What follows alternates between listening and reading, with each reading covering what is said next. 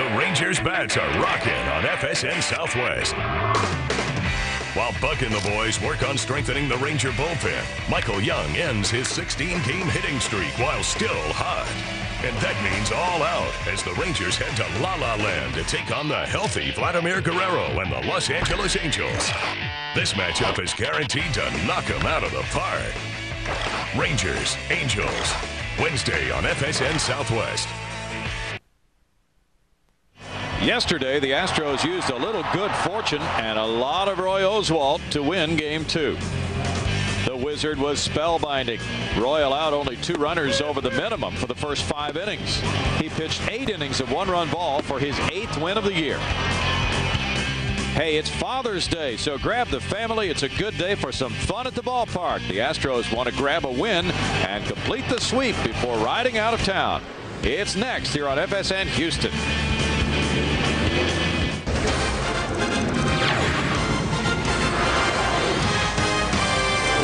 Kauffman Stadium in Kansas City, Missouri. Today the Astros take on the Kansas City Royals here on FSN Houston, looking for a sweep of this 3-game weekend series. Good afternoon, everybody. Bill Brown, Jim DeShays, Greg Lucas will tell us more about the reason for wearing the blue, the home run challenge today to raise money for prostate cancer research, a Father's Day game, and a lot going on today, JD. And pitching matchup of Brandon Backey and Ronaldez Hernandez working for the Royals should be a good ball game. The Astros looking for a sweep on the road. That has not happened yet this year. Backey is 6-4 with a 4.88 ERA. Hernandez has a losing record with a 4.89 ERA, but he has pitched very well his last 3 or 4 times to the hill. Humberto Quintero is on the disabled list. He had surgery last night to remove his appendix. Raul Chavez has joined the Astros for this game. And coming up, some Father's Day greetings as Greg Lucas will join us on the other side. This is Eric Braun. I want to say hi, Dad. Happy Father's Day. And along with all the other fathers out there, wish you a great Father's Day. Happy Father's Day, Dad. Feliz Día de los Padres. Hey, Pop. Happy Father's Day. This week on the Best Damn Sports Show, period. Baseball's hit king, Pete Rose, NFL's winningest coach, Don Shula, and Celtics guard, Gary Payton. This week at 10:30. They lurk in the water, waiting for a fight. The season-long battle for the FLW Championship continues. He's got a monster. The competition tightens, and the stakes increase for the world's top anglers. Look at the bend in that rod. Get caught in the action, emotion, and adrenaline. FLW Outdoors, Sundays on FSN. At Geico.com, you can handle all your car insurance needs online. It's so easy, a caveman could do it. Seriously, we apologize. We had no idea you guys were still around. Yeah, next time maybe do a little research. Gentlemen, are we ready to order? I'll have the roast duck with the mango salsa. I don't have much of an appetite, thank you. Geico. 15 minutes could save you 15% or more on car insurance. You're watching FSN Houston. It is a beautiful day for Astros baseball at Kauffman Stadium in Kansas City. The Astros and the Royals, Game 3 of the series. That's the main reason we're here, but there's a secondary reason that may be even more important, certainly on this particular day, and that's because in today's game, once again, we are participating in the home run challenge, where each home run raises $30,000 for prostate cancer research. If you'd like to make a pledge, please call 800-798-CURE. That's 2873, the last 4 digits. So far, 104,000 home runs have been hit. That means more than $2,400,000, which already eclipses last year's total. That's great news. Hopefully, the Astros can contribute even more so today. We'll even let the Royals hit a home run or 2 as long as the Astros win the ball game. That's the story. I'll be on the field. Bill Brown and Jim DeShays will have the call from upstairs. The Astros and the Royals next, with Brandon Backey on the hill for the good guys.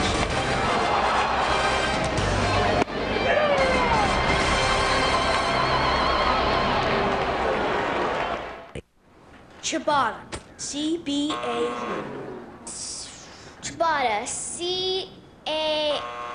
Can you use it in a sentence? My new bacon and cheese ciabatta burger is made with 2 juicy jumbo patties covered with melting cheese, red onions, tomatoes, and 4 pieces of mouth-watering bacon on my lightly toasted ciabatta bread. Jay.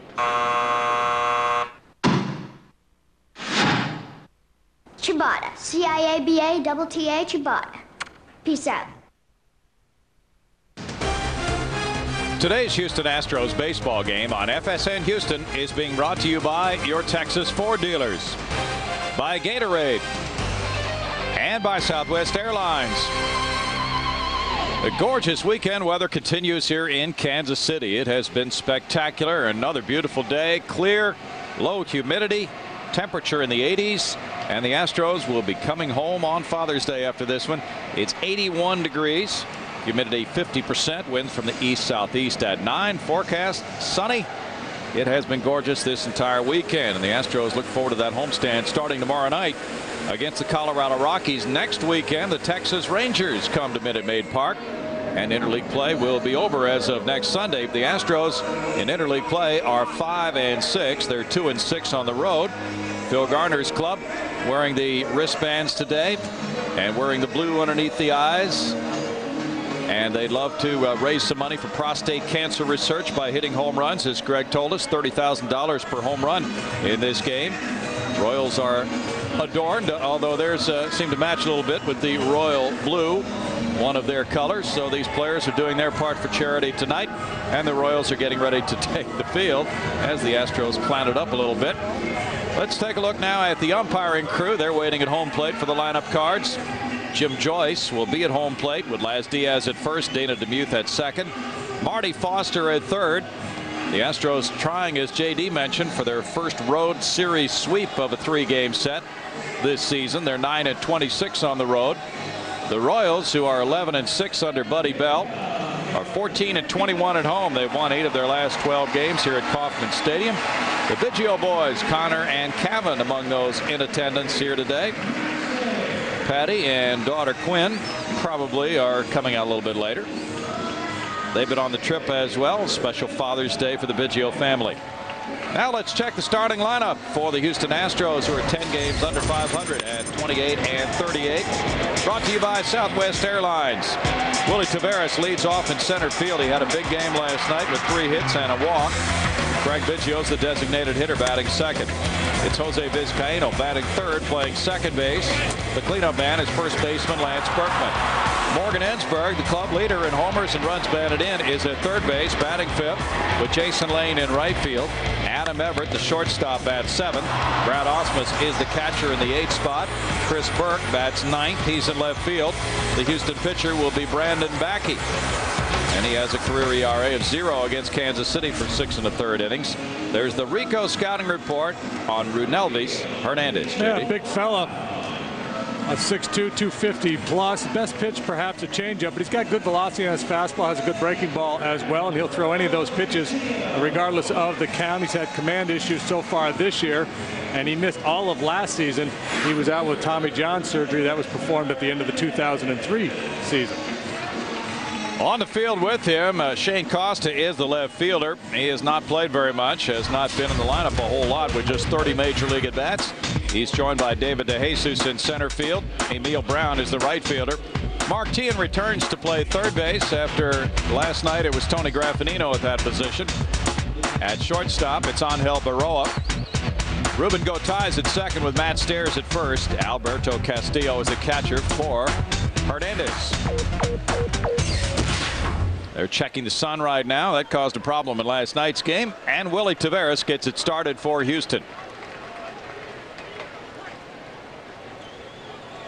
Taveras up to 289 as he starts this game, and he takes strike one. Willie has 3 homers and 11 runs batted in.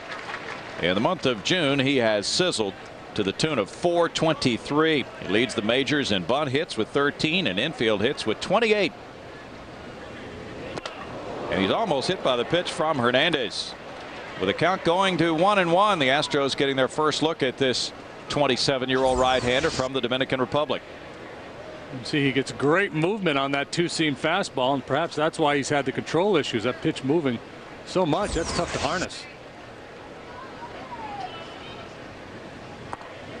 He misses inside, and it's 2 balls and a strike for Hernandez, who's having a fine month of June. Overall, he's 4-7, JD. Yeah, and then probably most important for he and the Royals, the fact that he's healthy again and taking the ball every 5th day.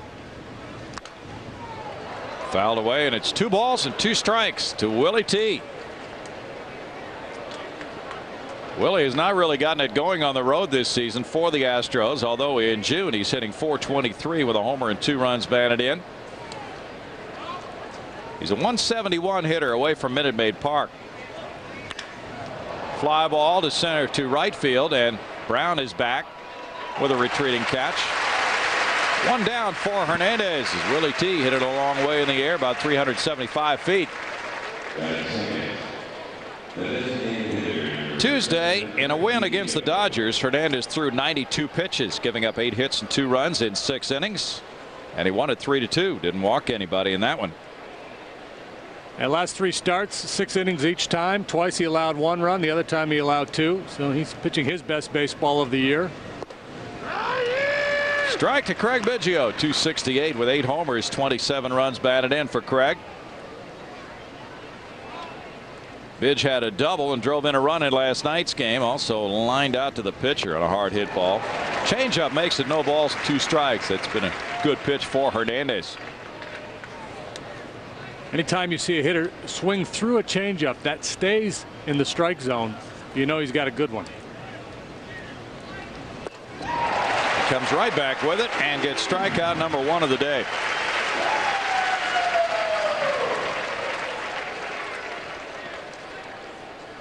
Now Jose Vizcaíno with his first action of the series, getting a start at second base. It's his 5th start at that position this year, his 17th start overall. .263, no homers and 6 runs batted in for the switch hitter. He's hitting .217 as a left-handed batter. Jose's had 80 at bats. And there's ball 1. Well, he should be reunited with his family. They're headed for Houston for the beginning of the homestand tomorrow, and especially with Jose Jr., who suffered the broken leg a couple of weeks ago, and Jose had to fly to San Diego to comfort his son through that problem. .381 in his career at Kauffman Stadium, very spacious ballpark. That one's grounded to the right side, and the pitcher will have to cover. Gotay steams a throw over to Hernandez on a well-coordinated out number 3 from 4-1. The Astros down in order. The Royals up against Backey in a moment.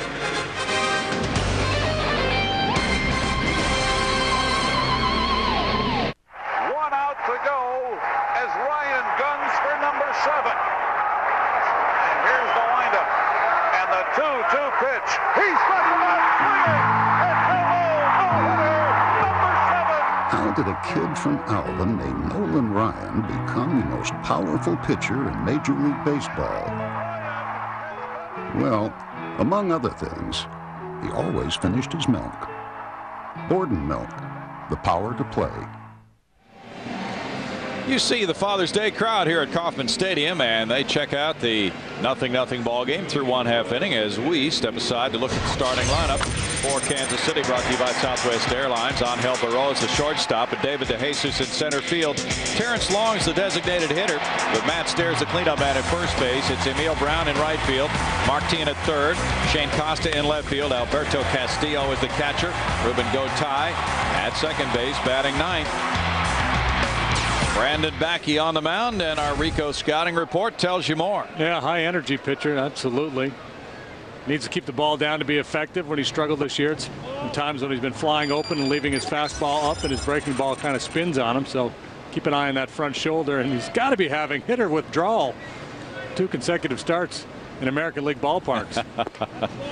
2 balls, no strikes. His last start Monday at Baltimore resulted in an 8-5 loss for Backey.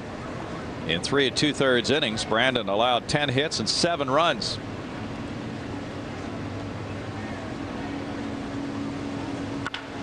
That's grounded foul wide of third. It's 2 balls and a strike. Barroa returns to home plate. He hit that one pretty sharply. Barroa, a .250 hitter, has 5 homers. He's driven in 18 runs. He's scored 35. Barroa, the type of hitter, if you can get ahead of him, then you can start working pitches out of the strike zone and get him to chase. He's not a very disciplined hitter, but if you work from behind and feel compelled to give in, that's when you're going to run into trouble. It's 3-1 to Baroa. Baroa doesn't walk often, but he has drawn 4 of his 10 walks this season in the last 12 games. He scored 10 runs in his last 11. And he does take a walk here. Backey unable to bracket those pitches close enough to get Baroa to offer. Here's the Astros club defensively, leading the National League in fielding percentage now, .987, with Berkman and Vizcaíno on the right side of the infield, Everett and Ensberg on the left side. Chris Burke, Willie Taveras, Jason Lane, the outfielders. Brad Osmus, the catcher for Backey. Vizcaíno makes his 5th start at second, hoping to be involved in a double play right here, with David DeJesus having put together an 8-game hitting streak. Ensberg's in on the grass at third for DeJesus, who runs pretty well, and the throw goes over on Baroa, who's 4 for 8 in steals. This is a good hitter's park in the sense that it has a very good hitter's background, and there's a lot of open space in the outfield. It's not a good slugger's park because you really got to smoke it to get it out of here. But for a guy who shoots the ball all over the field and hits it in the gaps, this is a good place to play. And DeJesus fits that profile. Nice tight curve from Backey, strike 1 to DeJesus. During his 8-game hitting streak, he's hit .375.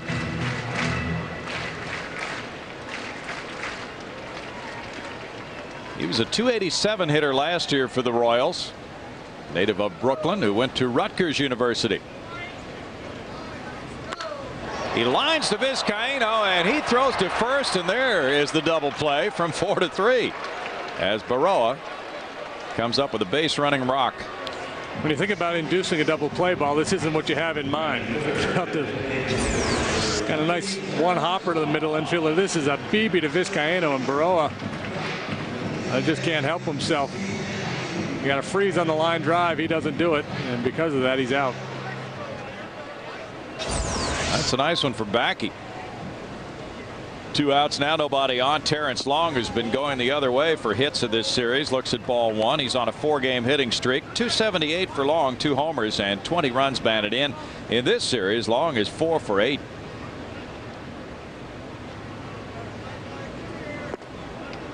It's 1 ball and 1 strike to the former New York Met, Oakland A, and then he was traded to San Diego, played last year for the Padres.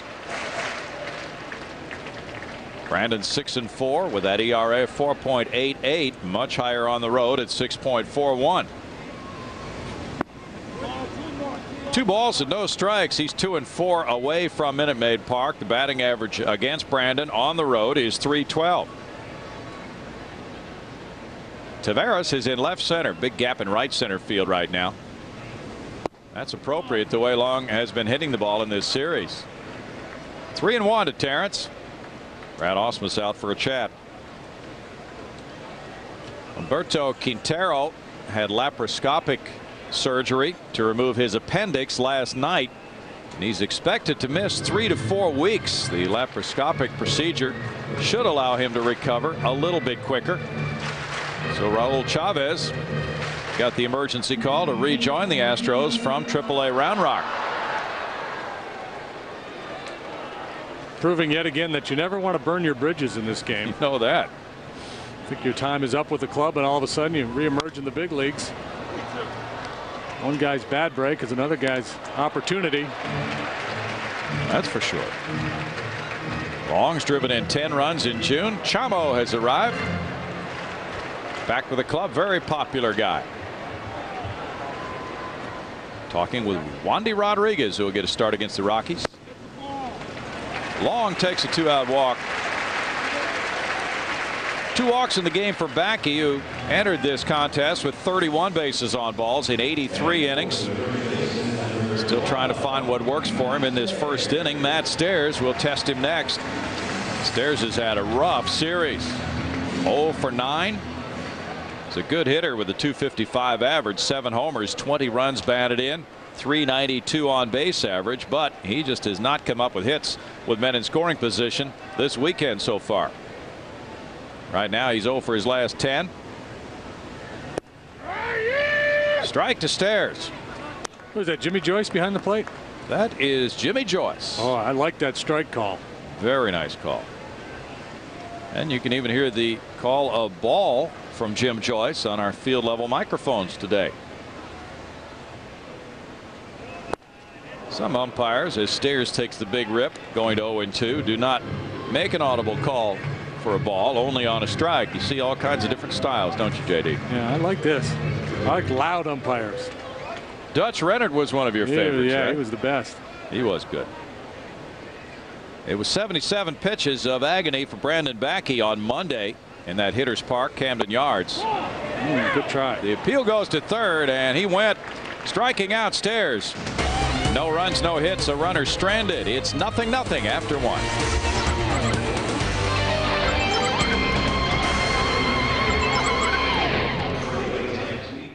The question she had was a universal one. What do men want? Well, there are a few essentials that every man's wardrobe should have, from classic choices to more contemporary looks. Because what men want, well, that's complicated. But what they need, now that we know something about. Happy Father's Day from the Men's Warehouse. You're gonna like the way you look. I guarantee it. You're watching FSN Houston. Astros 0, Royals 0 after 1 in Kansas City. We go to Greg Lucas, who's been on this entire road trip. Greg. And I've been on this story of the last 2 days, this bullpen thing. The bullpen guys just went down after the first inning, as they do, but they had a new guy carrying the goodies. Look at that. They got a new member of the pen. Biggio gets to carry the seeds and the candy. I think that's Cavan, isn't it? That's Cavan. That's that rookie Biggio reliever, hoping to make his major league debut in this ball game. Lance Berkman leads it off, and there's a change for strike one on a 246 hitter with 3 homers, 15 runs batted in. Lance has a couple of runs batted in this weekend with 2 hits and 2 walks in the series. Hernandez not afraid to throw that pitch often, JD. No, and he shouldn't be. It's a heck of a pitch for him. Royals thought it might take Hernandez a while to get everything back together. Backhanded Stairs to Hernandez. He's covered twice now, and he's retired 4 in a row. Now they thought maybe about August he might be back to top form after missing all of the season last year. Threw 10 pitches in the first inning. Now he works to Morgan Ensberg. Morgan really sizzling. Leads the club in homers with 16. He's tied for 6th in the National League with those 16 bombs. He's driven in 41 runs to lead the Astros. His batting average is .275. He now has the 10th best slugging percentage in the National League. That's a ball. Ball 1 to Ensberg. He's hit 14 homers since the 1st of May.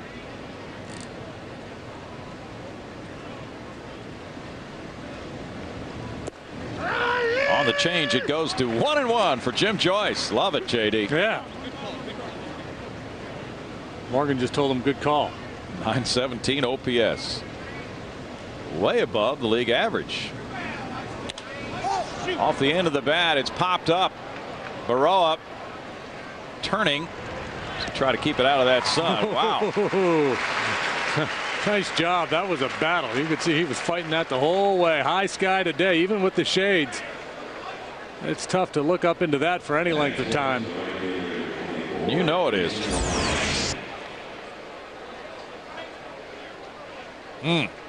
Relief has arrived in his glove. 2 down, and Jason Lane's the batter. So if you're a base runner today and you pop one up, make sure you run hard. Don't get embarrassed if one of those drops in and you don't make it to second base when you should. Strike to Jason Lane with 10 homers, 27 runs batted in, a .248 batting average. Don't do what Mike Piazza did last night.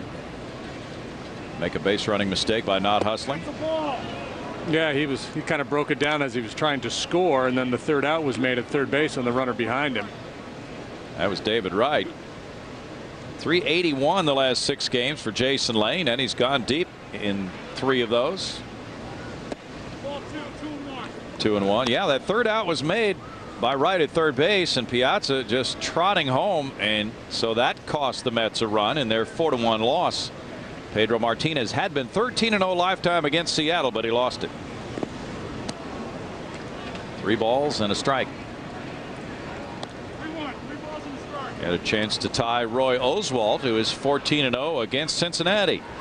Buddy Bell is living in the Plaza area right now in an apartment. He'll be settled in next year, possibly closer to the ballpark with his family. His family's already been to town once. 3 balls and 2 strikes, and there is the Wizard. He is really something. His ERA now 5th best in the National League, 2.72 after win number 8 last night. 109 pitches. Buddy Bell said, I haven't seen a game pitch that well in a long time, and he said, I hope I don't see him pitch against us anytime soon. And it wasn't like Roy was just dotting corners and tricking them with his slow curve. I mean, he threw a high percentage of fastballs. He was just blowing it by him. He didn't strike out a bunch of guys, but they didn't have a lot of good swings against him either. Hernandez drops a curve on Jason Lane. He's retired the first 6 in Oswalt-like fashion. It's 0-0.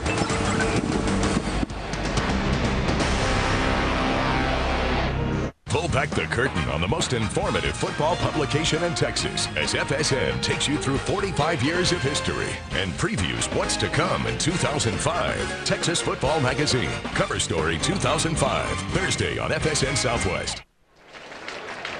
It's 0-0 on Father's Day. The Astros and Royals have played 1.5. Emil Brown leads it off and takes ball 1 outside.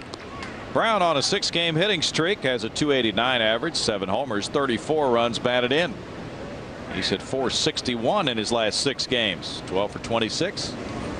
That's the ball. Back he misses, and it's 2 balls, no strikes for Brandon. Brandon walked the leadoff man in the first inning. Then he got a line drive double play and walked long before Stairs struck out.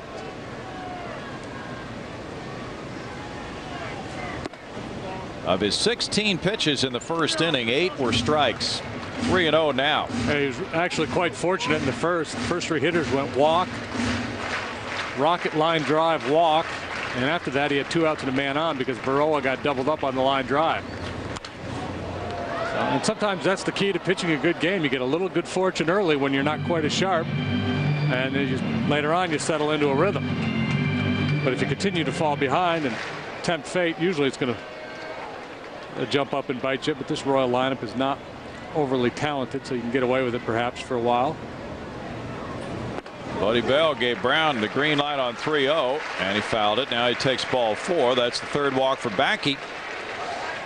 Coming up later on our Dodge Grab Life by the Horns feature, we'll be asking Chris Burke about his favorite subject in school. Stay tuned to see his answer. He's the left fielder right now, adjusting those sunglasses as Mark Teahan bats. 248 for Teahan, 2 homers, 19 runs batted in. He played in the opener of the series Friday night. Graffinino held down third base in last night's game. That's ball 1 for Teahan, who came in the big trade with the Oakland A's. 23 years old from Redlands, California. Spent some time on the DL this year with a lower back strain. Shane Costa's on deck. That's tap. Vizcaíno to his left. Will go for the force play at second. Everett's throw not nearly in time. The Astros getting the lead runner for out number 1. Good recognition there by Viz, realizing he had a shot at Brown.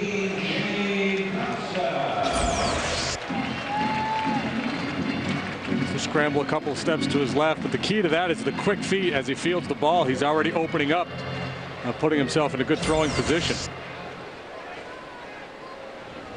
Viz has got the logo on the back of his neck today, the prostate cancer symbol there, the blue. Didn't see ribbon. that.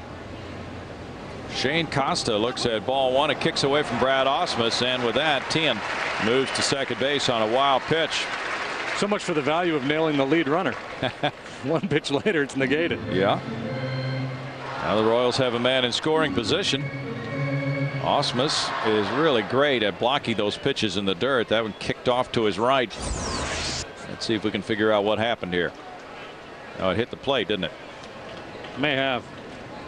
Cut him up around the shoulder. tough to quiet the ball down when it bounces that high off you. When it's down low, it's easier to smother it, contain it. Costa shuffles his feet. 2 balls and no strikes. I mentioned last night, this guy, you could tell by his build, he spends a lot of time in the weight room. His dad was a national a champion bodybuilder and is a personal trainer. Has worked with Kevin Costner, among others. Really? Yeah. Tatanka. For that movie? No, I don't know. Got to be in shape to be a wolf, though. Cowboy. There's a good block. Yeah, Brad is just so textbook, the way he bends over at the waist, puts that chest down to just softly block that ball in the dirt, keep it right close. I think, you know, all catchers should be able to block the ball, but what separates Brad from a lot of other guys is as I mentioned, his ability to kind of contain it. And the thing that he does so well is, one, he gets that forward angle of the spine so that the ball bounces directly down. And the other thing is he takes the mitt out of the equation. So many times you see catchers try to glove balls, they'll hit off the heel of the mitt and it'll kick wildly left or right. And I imagine that's a tough instinct to fight, because the ball coming in the dirt, you know, your first instinct would be to go out and try to pick it. 3-0 to Costa. The Royals are 3 for 19. With runners in scoring position this weekend. Costa's hitting .333 for 30 major league at bats. He draws a walk. Backy all over the place. He's walked 4 now. And now Jim Hickey will make his way out and have a chat with Brandon.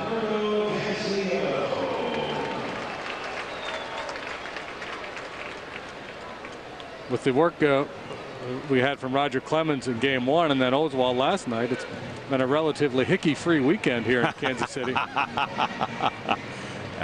don't want to have that Hickey showing up at your doorstep, JD.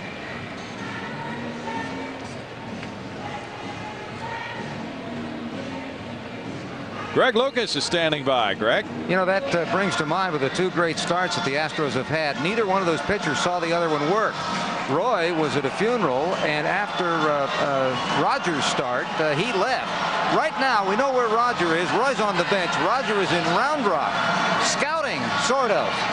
He was there last night to watch the AA club, and today he's there because son Kobe is playing in the Texas Coaches Association All-Star game. Very nice. Thank you for the update. Castillo back to the mound. The throw goes behind the bag. Vizcaíno relays to first base, but nobody went to cover second. So on the play at first, it's 1-4-3 getting Castillo, but would-be double play ball.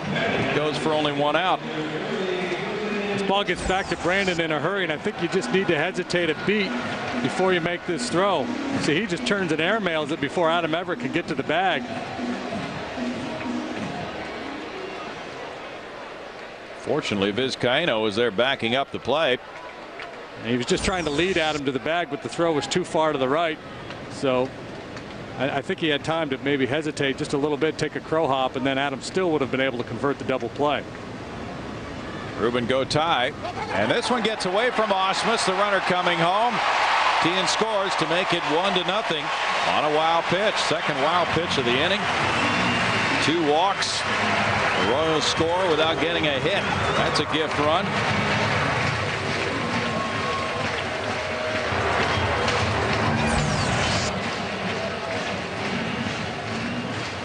Wow. That ball is off his mitt. That should be a pass ball. That's right.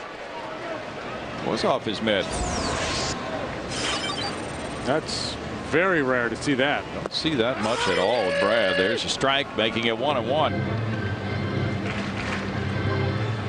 I wonder if that's some new leather he's got. Now we're hearing it got the ground before the mitt. Okay, it's rule a wild pitch. A shot goes into center field. That's an RBI single for Gotay, who drives in his 24th and makes it 2-0 Kansas City. That's their first hit.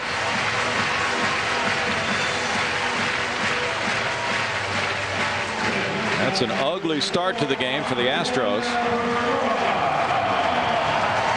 Astros have had good offensive nights the last 2 nights here in Kansas City, but I think one of the reasons why they did is because their starting pitcher, a pitch shut down baseball early, and that allows the hitters to relax. Now the Astros find themselves having to come from behind.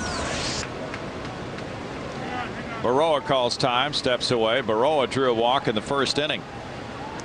And this Kansas City club, without their best weapon, Mike Sweeney, has been unavailable all weekend. Sweeney's out with a left elbow injury on a collision at first base the night before the Astros arrived in town. That's how he got the injury. 2-0 Kansas City with only one hit in the game. Ensberg's even with the bag at third for Baroa. Baroa looks at ball one. The Astros have 42 quality starts. That's tops in the major leagues. There's the positioning of the Astros' third sacker.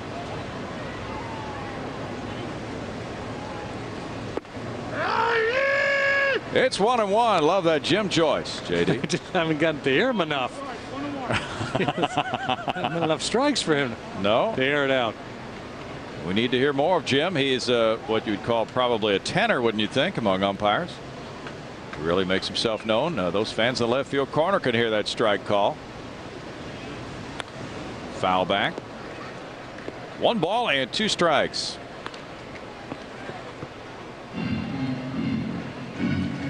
'27-year-old Brandon Backey won 5 and lost 3 last year.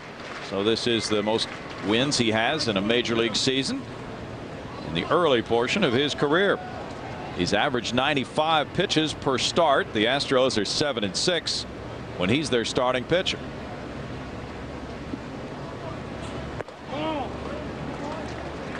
It's 2-2. Andy Pettit and Joe Kennedy will do the pitching tomorrow night as the 6-game homestand gets underway at Minute Maid Park at 7:05. Astros in a stretch of their schedule where they should, or could anyway, do some damage this weekend here in Kansas City against the last place club. Then the Rockies come to town. Their last place club has played miserably on the road this year. Chris Burke in left field handles the third out in the second inning. The Royals come up with 2 runs on 1 hit and leave a man. It's 2-0 Kansas City.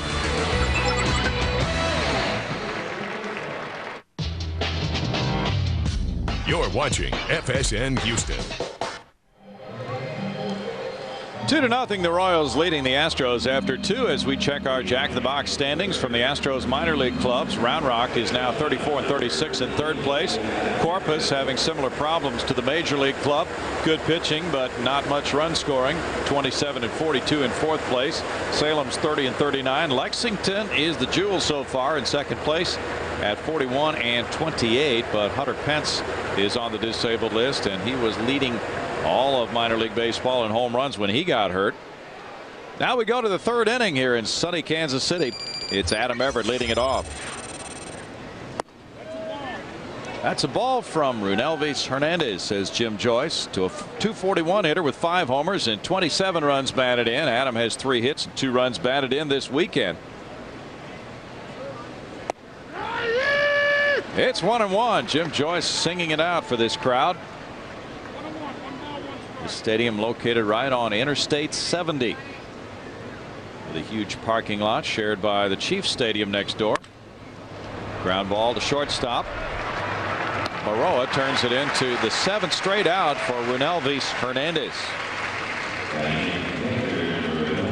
He's cruising right along. Astros were able to score early in the first 2 games of this series. This looks a little bit more like what happened in Baltimore. They went rather meekly in a couple of those ball games. But looking at some minor league numbers, Browning, Luke Scott struggling. Yeah, hitting just .224. That surprises me. I thought he'd go down there and tear it up. I thought so. Brad Ausmus, a .212 hitter, takes strike 1. He has a homer and 15 runs batted in. Round Rock lost to the Royals AAA club Omaha last night 12-5 at Round Rock. 1 ball, 1 strike. Greg told us about the All-Star game there involving Kobe Clemens. Brooks Conrad hit his 7th home run for Round Rock in the 12-5 loss. Line to third. Mark Teahan gloves it. Ausmus scalded that one. And he didn't even drop the bat. That ball was caught before he could do so. That's 8 straight retired by the Royals pitcher. Just a great swing of the bat by Brad, but nothing to show for it. Not an easy play either. That ball had some sink going on. Sure did. That had some kitchen sink on it, JD. It did. Chris Burke with strike one. 184, 1 homer, 7 runs batted in. He's pretty mystified by that batting average. And Jimmy Joyce is catching it from the Astros bench. Gary Gaetti. So Joyce is warning Gaetti, better zip it. Astro bench thought it was in, maybe down a little bit. And Joyce explaining that Castillo, when you're on the bench, you can't really see. You can see up and down, you can't see in and out, but you react to the way the catcher moves. And Jimmy Joyce was making the point that he was set up outside and he had to reach back inside. So he's calling the play and not the catcher, which actually is fairly admirable. Yeah. Roll to first, and Matt Stairs makes it 9 up, 9 down for Hernandez. And a 2-0 Kansas City edge.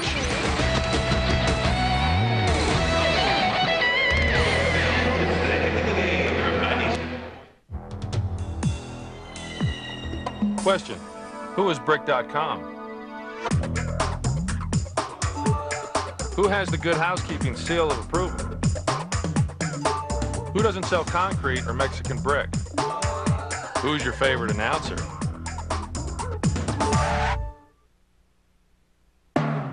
If you don't see the Acme name, you're not getting Acme quality.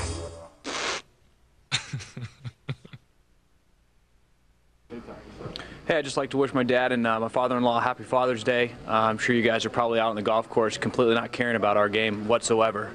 But enjoy your game. I love you guys. Happy Father's Day, Dad. Happy Father's Day, Dad. Special day. And those hats are looking pretty good. It's 2-0 Royals. Bottom of the 3rd inning. David DeJesus batting against Brandon Backey. He lined into a 4-3 double play. It's the beard of the day right there. Yes, it is. Kind of looked like that guy who was rooting for the Wizard last night. There's strike one. Backey threw 16 pitches in the first, 20 in the 2nd inning. Of the 36, only 16 were strikes. He's walked 4 of the first 10 batters he faces. That fly ball goes out to left center. Burke going back on it. And he stays with it to the warning track. 1 out. Ball is really carrying well here today. Kids and moms get dad the gift that he can enjoy all summer long. It's the Astros Father's Day Fun Pack. I suggest you act quickly. Packages start at $30 a ticket. The games include Rangers, Dodgers, and Cardinals, along with 3 other great teams. Log on to Astros.com. Get your Father's Day Fun Pack today. Hey, did you check out that tie in the crowd, JD? No, I was reading that promo. Well, that's true. You can't do it all. You are multifaceted, though. Oh, they were giving away ties today here, weren't they? Yes, they were. Is that what you saw? That's what that was. Royals tie, yeah. So why not wear one over a T-shirt? That's all he had. Strike one to Terrence Long. There it is. There it is. Yeah. Well, that's nice. That is a cool tie, courtesy of the Kansas City Royals. No balls and 2 strikes. And there you see it. Nice gift. They're having special Father's Day messages up on the big scoreboard here. Blue goes with the line. Fly ball to left field. Burke backing. That's the 2nd out.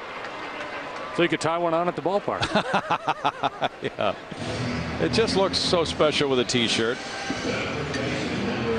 That ball didn't carry very well, but a couple of other ones hit in the air that they have. This is a big inning for Brandon Backey to kind of get things on track. So far, so good. 2 quick outs. Backey would love to get Stairs here, as he did in the 1st inning. He struck him out on a curveball. Emil Brown's on deck. Stairs shoots one, and Chris Burke comes over, hustling near the left field line on the dead run. He gets there into foul territory and accounts for all 3 outs in the 3rd. Backey throwing only 6 pitches to get back on track and keep it 2-0 Kansas City. Tonight at 9 on SOS, we'll have post-game reports from the Rangers and Nationals game, as well as the Astros and the Royals. And be sure to click over to FSN Live after the Spurs game for your complete Game 5 post-game show. Plus, don't miss our tribute to Pat Summerall, as he and broadcaster Ralph Strangis are in the studios to talk candidly about fighting their addiction demons and Summerall's liver transplant. It's all tonight at 9 on SOS. The Royals lead the Astros 2-0 as we move to the 4th inning. Tonight on Sports on Sunday, Retief Goosen enters the final round of the U.S. Open. He's got a 3-stroke lead. Did he defend? You'll see the highlights. First elimination game takes place at the College World Series. Who's moving on? Who's going home? We'll tell you all about that. And a wrap-up of today's interleague baseball action. That and a lot more on an hour-long edition of Sports on Sunday with Rick Renner and Emily Jones on FSN Southwest. Very good. SOS, that's what we like to call it. Yes, we do, and hopefully we'll be calling it SOS as we watch from our living rooms. That might be a little early for an arrival, JD. Well, the way Hernandez is going, we might get out of here quickly. 9 up, 9 down. Yeah, Willie Taveras hit the ball to right field, and he hit it to the warning track first time up. He bunts this time. Hernandez comes in and bare hands. He drops it again. Taveras makes something happen. And again, it's the perception oftentimes more than reality. It happened last night where I think it was Graffinino at third base tried to barehand a ball off Willie when he probably didn't have to. And certainly here, Hernandez did not have to barehand this ball. Even though it's Willie Taveras going down the line, he still had time to glove it and make a good quick throw to first base and get him. But he thinks he's got to go barehanded and not able to make the play. Hernandez charged with an error, his second of the year. Taveras is aboard for Greg Biggio, who struck out in the first inning. And he cracks one. Diving stop. Tien. He throws to first to get Biggio and robs him to the backhand side for out number 1. Boy, that was a big time play. He was up even with the bag. Obviously that cuts down on your reaction time just a little bit. The amount of time you have to make the play. Sharply hit. Step on a dive and he smothered it. Very, very nice. Taveras to second on out number 1. Jose Vizcaíno will try to get him home. Biz has had some tough luck here. Hit a bullet last night back to the mound. Pretty much caught Jeremy Affeldt as opposed to the other way around. Soft pop into shallow center field right behind second. It's Baroa. 2 down for Hernandez. And Lance Berkman will bat next. The Astros have really had the Royals number. They're 13-4 against Kansas City, 9-2 here at Kauffman Stadium, and they've won 8 in a row in this ballpark. Berkman grounded out, first baseman to pitcher covering in the second inning. Lance, a .455 career hitter against Kansas City with 4 homers, 13 runs batted in.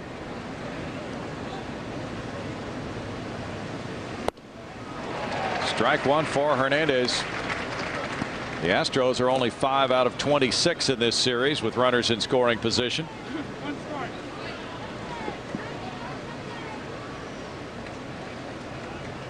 Big hole on the left side of the infield. Baroa's up the middle, as you saw.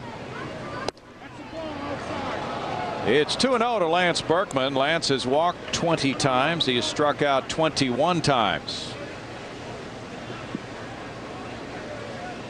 1 ball, 1 strike the count. Missed one earlier. First base is open here. Berkman shoots it in the air to shallow left center field. Costa. No runs, no hits, 1 error, 1 left. 4 no-hit innings for Hernandez and a 2-0 Kansas City lead.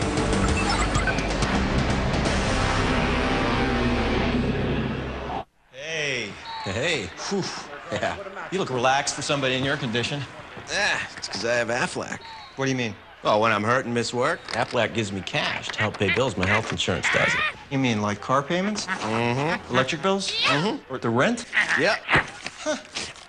Even food. Chinese is here. Great. I love duck. Aflac. Ask about it at work. You're watching FSN Houston. It's 2-0. The Royals lead it. They have the only hit in the game.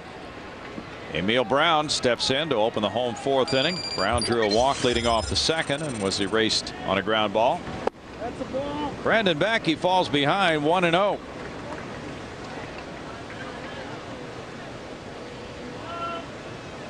Royals are 8-6 against the National League clubs this season. They're 3-2 on this homestand. They go to Chicago to meet the White Sox next. 2 balls, no strikes. The White Sox are a challenge for any team right now. They're going for a sweep of the Dodgers this weekend.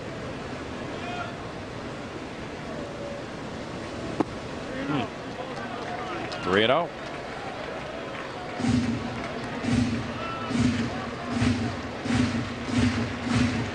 Backey has been magnificent at Minute Maid Park.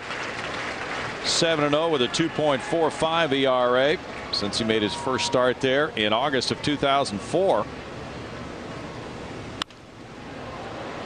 Fouled away, and Brown gets the green light again. So Buddy Bell is letting his hitters go ahead and exercise their judgment on 3-0 counts today, JD. Yeah, that's somewhat surprising with all the walks, but if you have confidence that the hitter's going to offer at strikes only in this situation, then I guess it makes sense to turn him loose. And he knows he doesn't have a lot of stock in his lineup, so he's looking for somebody who can drive the ball. You know you're going to get a fastball in these counts. I pretty much assume you're going to get one. 3 balls, 2 strikes. Royals are in last place. They're 24-43, 21 games out, but showing signs of life under Buddy Bell. Ensberg to his left. The ball stayed down. So did he, and it's out number 1. I think also too it's sometimes a learning process for a manager. He wants to find out about his players, so he'll give them the green light to see if they're the type of hitter who will swing only at drivable pitches in those situations. Our Aflac trivia question will probably stump us on Father's Day. Who are the 4 Royals to win Rookie of the Year? Oh boy. Duke of Windsor. No, not the royal family. Mark Tien fouls it, strike 1. Mel Queen, Jeff King, Jack Quinn, Lord Byron. Well, let's go with Lou Piniella. Yeah, that's true. We know that from yesterday. We know that one. Let's go with Carlos Beltran. Yeah, I think that's a good one. And how about somebody back in that powerhouse teams? George Brett ever win Rookie of the Year? Not sure about that. Probably not. I got the sleeper for you. Willie Wilson. I'm going to sit on it to let people, because let people think about it back home before I. Willie Mays Aiken. Steve Busby ever win Rookie of the Year? I don't think so. Okay. How about Frank White? Maybe. Grounded to Vizcaíno. He throws out Mark Tien. 2 outs. Frank White is the Double-A manager in the Royals system at Wichita. AKA Dude. Yeah, he was called Dude by one of his players this year. Yeah, well, J.P. Howell. By the way, yesterday their answer, Lou Piniella, I looked that one up. He was 4 for 5 in that game. He was playing center field. He was a leadoff man, so he had the first hit ever for a Royal, and 4 hits. And I bet you the out he made, he probably took his helmet and just smashed it into pieces. Probably did. There was a great temper story told about him one of his first couple of years. Bob Lemon was a manager, and Steve Busby tells the story. He says Lou got so mad he kicked over the water fountain. It was a water cooler, and he kicked it so hard that it started spraying water, and it was spraying water out the first base coach's box.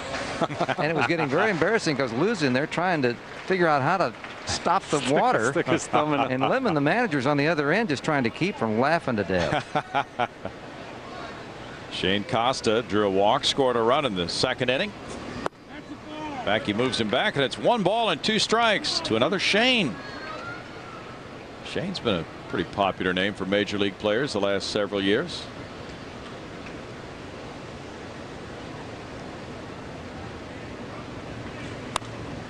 We know you did your father-son team. We won't do an all-Shane team today. Our Aflac trivia answer now. And the sleeper is Bob Hamlin. Remember Bob Hamlin? Oh yeah, the hammer. Oh, that's not. I don't think that's mid-90s. bad. I think he may be right. Oh, on Baroa. Baroa. Yeah, Baroa 2 years ago. There you go. Too recent. There's the foursome. Short-term memory is not really good among this crew. But it is Father's Day. 2 balls, 2 strikes. So to all of you fathers with a short-term memory, happy Father's Day. Happy birthday to all you fathers. Oh, yeah. It's the old Ralph Kiner. There might be Biz did that last year. Biz did that last year. Well, why not? Line shot foul. Exactly what did he do on Father's Day last year? Wish everybody a happy birthday? Yeah. Okay. But he was playing off Ralph Kiner. Well, we hope.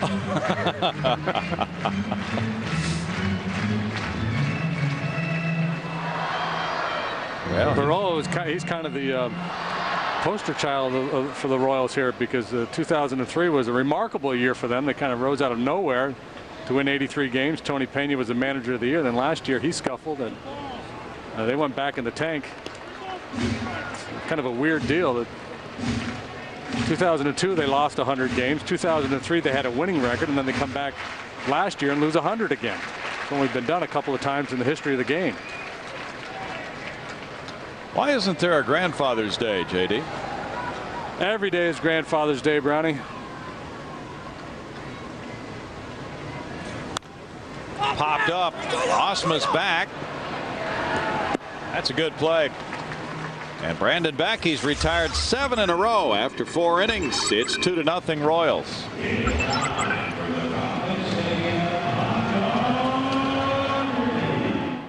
This is the Sports List, the show that counts down anything and everything in the world of sports. The Sports List, weeknights on FSN.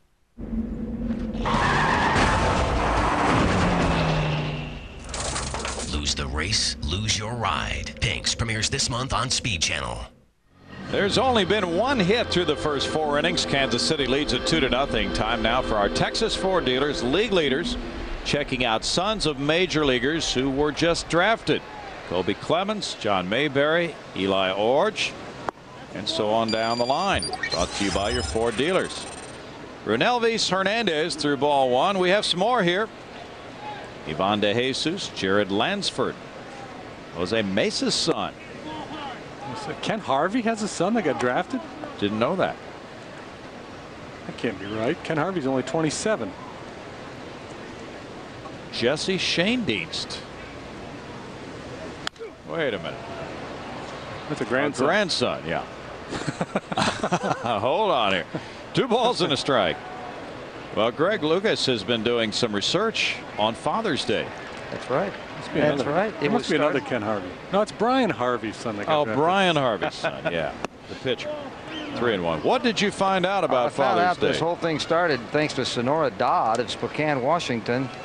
In 1909, she was attending a Mother's Day sermon and got an idea. Why not fathers? Because her dad had raised 6 children. The last one because the mother had died in childbirth. And so the next year, in June, she started celebrating it, tried to start it. She picked June, by the way, because that was the month her father was born. 1994, President Coolidge supported it.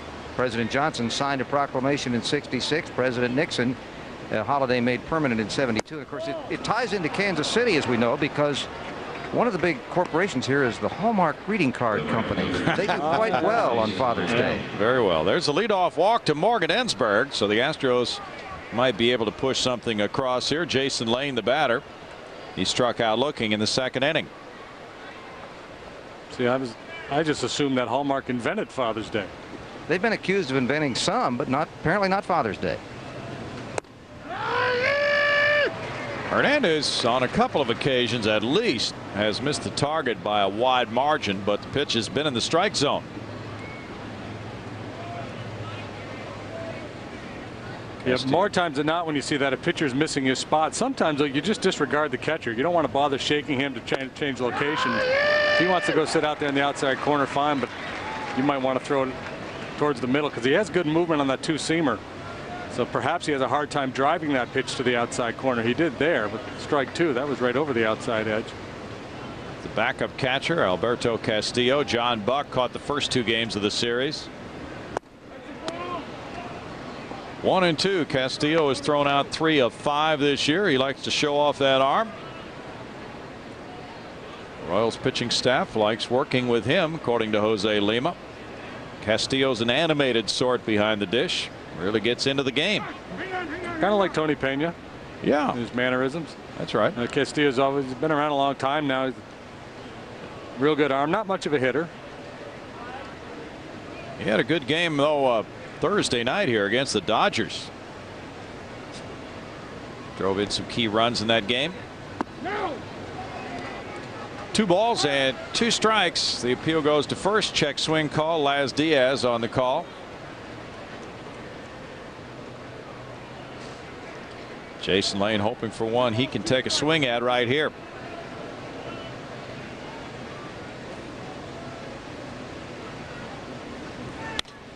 And he does. High drive left center field. Costa on the warning track. Along out number 1. Castillo didn't even have a glove until he was 16 years old. Kind of a late bloomer. A lot of backup catchers, though, can stay in the major leagues a long time. Let's face it, that eliminates a lot of wear and tear from their bodies to catch only once or twice a week. Yeah, and, you know, if you're a smart guy, good defensive catcher, knows how to work a pitching staff, can throw, you essentially become like a player coach. Jamie Quirk did it for a long time. Oh, he did, didn't he? Pitch out. Adam Everett takes ball 1. You know, I don't think Brad Ausmus is thinking along those lines for his career, but he's a guy that would fit into that profile. And, you know, if it became a time where he was not the primary catcher, you could see him, if he wanted to hang on for a number of years as a backup guy. My hunch is he'd rather go surfing and hang out with his family. Yeah. You know, and he feels like he's not an everyday catcher anymore. Tim McCarver was the catcher for Steve Carlton. And late in his career, I don't know if he caught anybody else on that staff, JD, but he was able to play a long time. Ensberg 4 out of 10 in steals. There have been a lot of catchers who have done that. Eddie Perez. Yep. Henry Blanco, good, you know, good defensive guys. And McCarver, he was so smart. You know, if you get aligned with a future Hall of Famer and become his personal catcher, that's the, you know. You're going to have a good plus minus, too, if you're catching Steve Carlton every 5th day, and that's the only guy you catch. You're going to get a lot of W's. Well, then he caught Bob Gibson before that, so McCarver did pick some good spots, didn't he?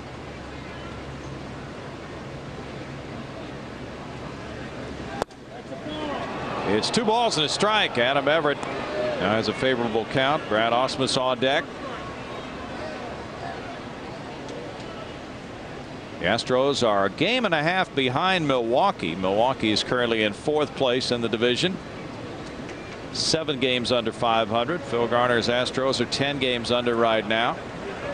Would love to put together a run here. Runners going, and it's whacked foul on a line. 2 balls, 2 strikes. Offense has been dormant here this afternoon, so Phil Garner playing a little hit and run. It's been really tough, JD, for these National League clubs playing in American League parks. Adam has 7 hits to right field, 11 to center, 35 to left. Pretty much a dead pull hitter at this stage of his career. Struck him out. Hernandez gets strikeout number 3. Fans, join us for the Lone Star Series with the Rangers that takes place next weekend on Friday night the 24th. After the game, it's the Lone Star Fireworks Extravaganza from our friends at Minute Maid. For tickets, it's Astros.com or 1-877-9-ASTROS. Das Boot up for grabs. Oh, yeah. Astros going to have to go ways to claim the boot. Oh, yeah, with that run differential being the tiebreaker. Brad Ausmus scalded a line drive to the 3rd sacker. There's ball 1. This week, National League clubs have won 20 and lost 48 against American League clubs. this past week. Been tough for them playing in the American League parks. 2 balls, no strikes, and since June 6th, the last couple of weeks or so, the American League has the lead, 86-67 in interleague play.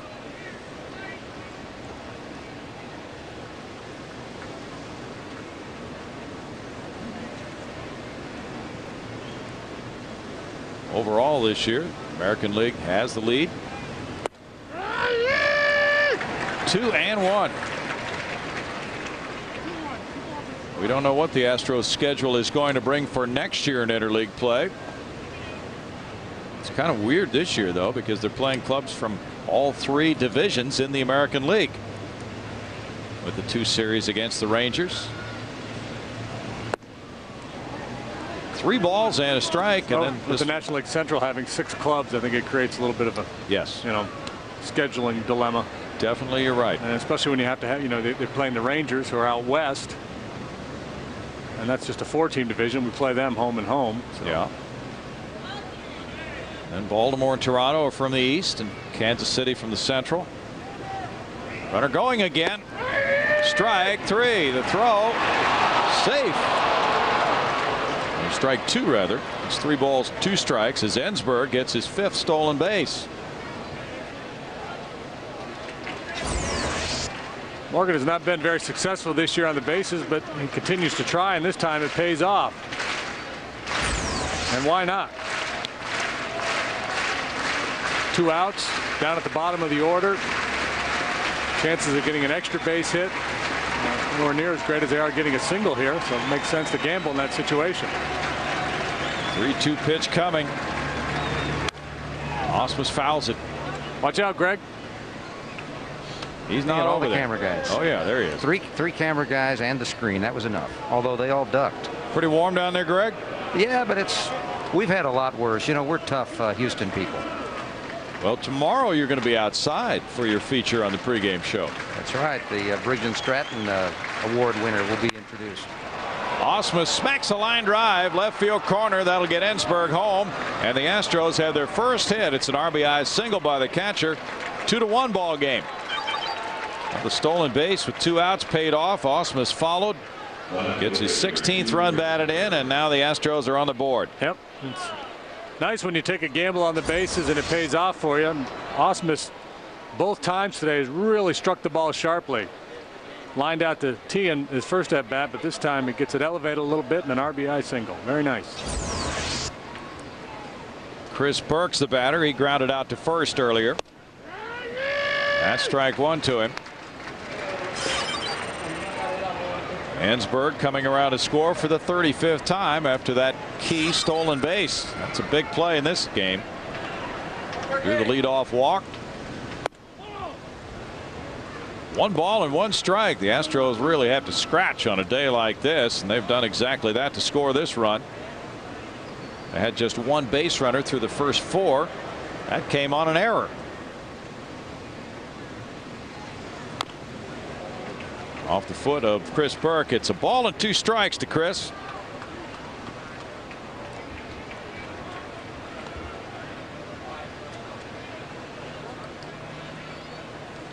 Some pitchers, especially guys with outstanding fastballs, like to pitch primarily with the fastball early in the game and save, whether it's a straight change or breaking pitch, whatever, a second or third option for later in the game, so they can introduce something to the hitters that they haven't already seen. Hernandez has been throwing pretty much all of his pitches from the outset.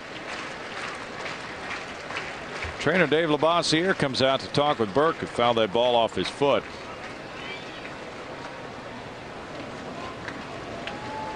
Well, Hernandez started throwing his changeup early in this game. He has thrown 26 pitches in this inning. I think most pitchers have to use all their pitches early. The guys with outstanding stuff perhaps can get away with saving a pitch.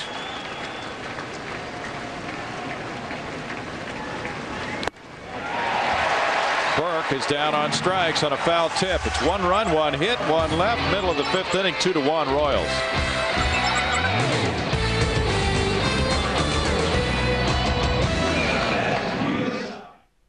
Texas League. Made light. There's the fruit. There's the fun. Royals lead the Astros 2-1 as we move to the bottom of the 5th. Tonight, the Spurs take on the Detroit Pistons in Game 5 of the NBA Championship Series. After the game, turn to FSN Live Playoff Edition for in-depth analysis and interviews you won't get anywhere else. FSN Live Playoff Edition tonight after Spurs Pistons, only on FSN Houston. It's Father's Day crowd enjoying a nice 2-1 ball game as the bottom of the 5th inning brings up number 8 hitter, catcher Alberto Castillo. Castillo had 2 hits and 3 runs batted in Thursday night in that Royals win over the Dodgers. He grounded out in the 2nd inning. Backey hits the corner. There's strike 1. So maybe Brandon's turning things around with his ability to spot that pitch over the corner now.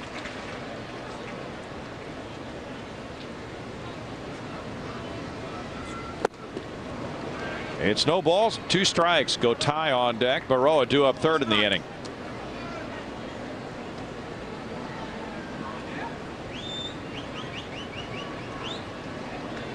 Minnesota leads San Diego 1-0 there in the top of the 6th. He swung at it and struck out. 2nd strikeout for Backey. As we check what's on tap with the Astros, it's brought to you by Michelob Ultra.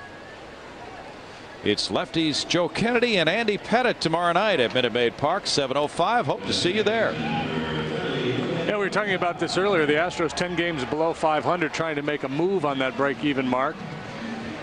And they're facing a club that struggled all year long until the last 10 days or so in the Royals today. Then they've got the Rockies. Tough one with the Rangers, but after that they go to Colorado and Cincinnati, so a chance to make a move. That's right. Ball 1 to go tied. Although both of those clubs, Colorado and Cincinnati, are playing pretty good at home. They're just horrible on the road.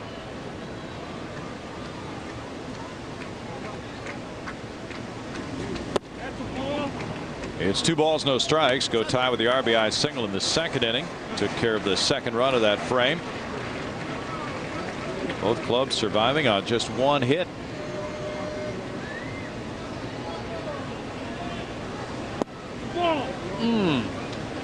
Pretty close. 3 balls, no strikes. Plenty of the plate, borderline on the height of it. You can tell by the tone in Jim Joyce's voice that he wasn't sure. Ball, I think.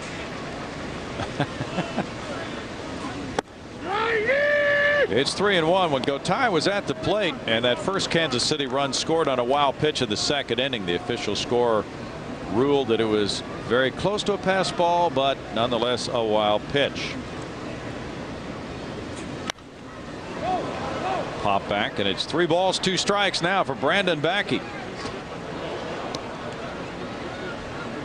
Buddy Bell wanted to pass along greetings to Dan Wheeler, who played for Buddy in the Pan American Games. He had high compliments for the work of Dan Wheeler.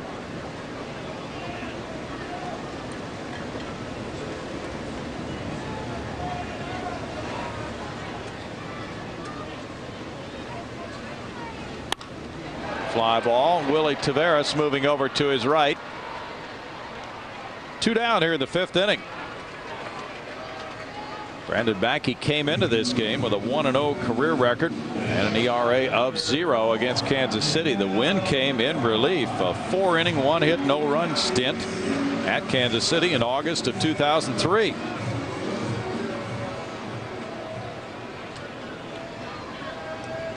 Angel Baroa walked in the 1st. He flied to left in the 2nd inning.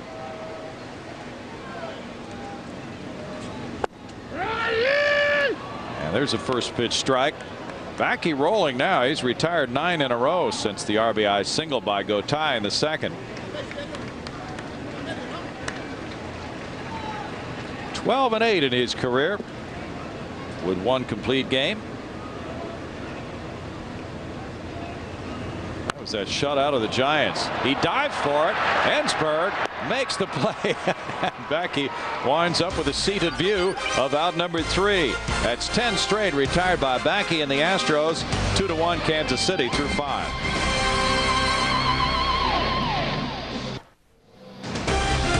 Houston Astros baseball on FSN Houston is being brought to you by your Texas area Ford dealers, by Whataburger, by Nissan, and by Southwest Airlines. 2-1 ball game, and you see the tradition there represented by those flags in Kansas City baseball history. Nice day to be out. Paul Bykowski must have been out with his camera again to get those shots. A lot of times you hear people get up on a Sunday morning and say, hey, let's go down to the park and do a little group juggling.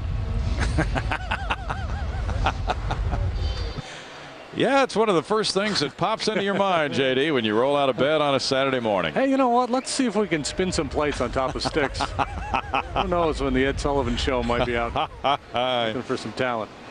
Willie Taveras with strike one, leads off the 6th inning. He's 0 for 2, reached on an error in the 4th. Renelvis Hernandez has given up 1 hit, a Brad Ausmus RBI single with 2 outs in the 5th after the Ensberg steal. Bunted. T in bare hands and throws. Good play to get him. Well, Taveras bunted in the 4th inning when Hernandez made the error.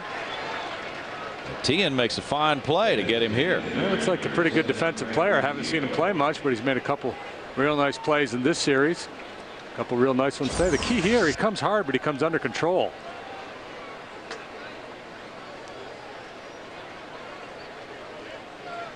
Got him by a fraction. Had to be perfect, didn't he? He did. Craig Biggio was robbed by Tien. He strike one to Bidge. He's 0 for 2 in this game. Bidge now has 163 hits in interleague play.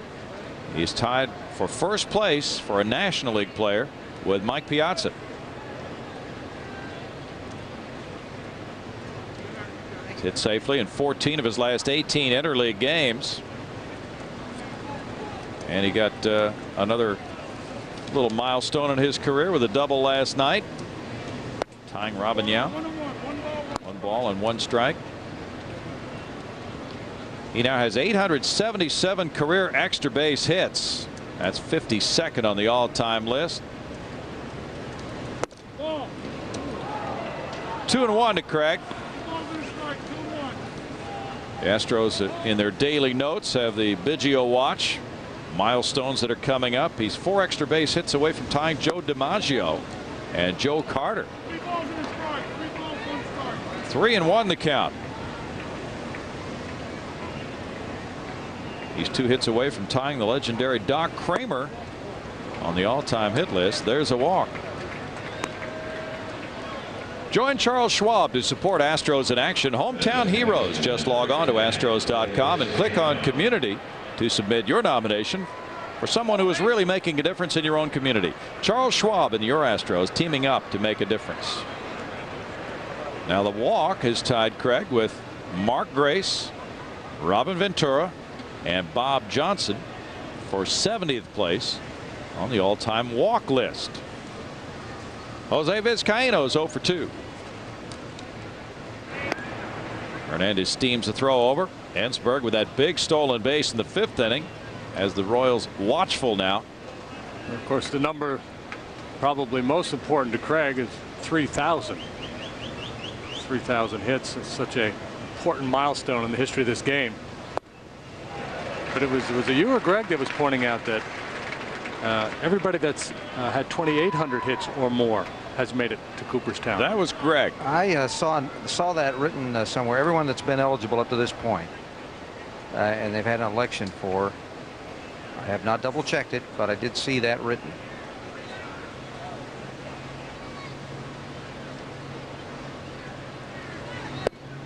Wow. No balls with 2 strikes to Vizcaíno. Which is a bad deal for Doc Kramer.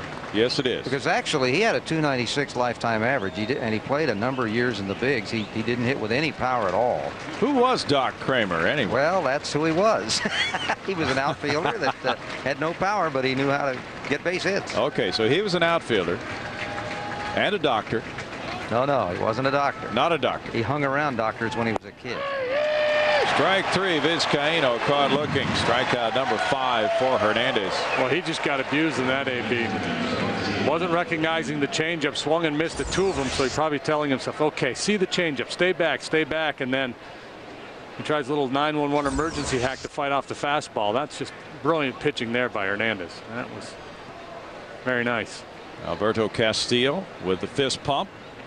Lance Berkman's 0 for 2, a grounder to first and a fly ball to left. DeJesus shades him a few steps toward right center. They have beautiful grass here at Kauffman Stadium. Well mowed. That's ball one.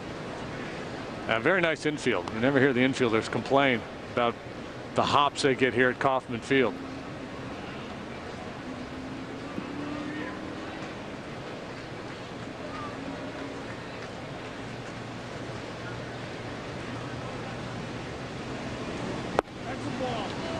Two and 0. When we get back home tomorrow night, we might see some new grass at Minute Maid Park. That was the scuttlebutt as we left town. It's a particular challenge, of course, to manage the grass with that roof during a long homestand, depriving the grass of a lot of sun. 2 balls, 1 strike. George Toma is a legendary figure. He was a groundskeeper here for many, many years, and he's done Super Bowl fields for a long time. And for so long they had turf here. Yeah. George was kind of a waste of talent. He really was. This was a different type ball club with those speedy teams they had with the artificial turf. Willie Wilson went to town. We talked about him the other night. They moved the fences back here 10 feet prior to last season. Berkman walks. So it really does fit that kind of team again, if you think about it, because it doesn't reward power hitters. It rewards slashers and line drive hitters and gap hitters who can use their speed. And I don't know what the thinking was here in Kansas City, perhaps because sluggers are much more expensive. So perhaps the idea, let's negate some of those high dollar sluggers that the other clubs might have that we don't, take away a little bit of that power advantage and see if we can beat them playing more of a low scoring kind of game and utilize speedy outfielders and cover a lot of ground and guys that go first to third on base hits and score on doubles and all that good stuff that speed does for you. 410 feet to center field. They've had grass here since '95. Morgan Ensberg walked, stole a base, and scored in the 5th inning after hitting a pop to short in the 2nd. 410 to center is in line with a lot of other stadiums. What makes this one bigger, it's 385 to both power alleys and 330 down each line. So there's no easy home run. A lot of parks are big on one side, but they shorten up somewhere else. You got to juice it pretty well no matter where you hit it in this yard. Tapped up the line by Balboni when he played for Kansas City. Was probably the only legitimate home run hitter they had in their lineup. Yeah, when you think of just a pure slugger. But they had some speedy players on the team. Well, Brett would hit his home runs, but Steve Balboni hit 36 homers in 1985, a record for the club. DeJesus back. And that's the 3rd out here in the 6th inning. No runs, no hits, 2 men left. It's 2-1 Kansas City.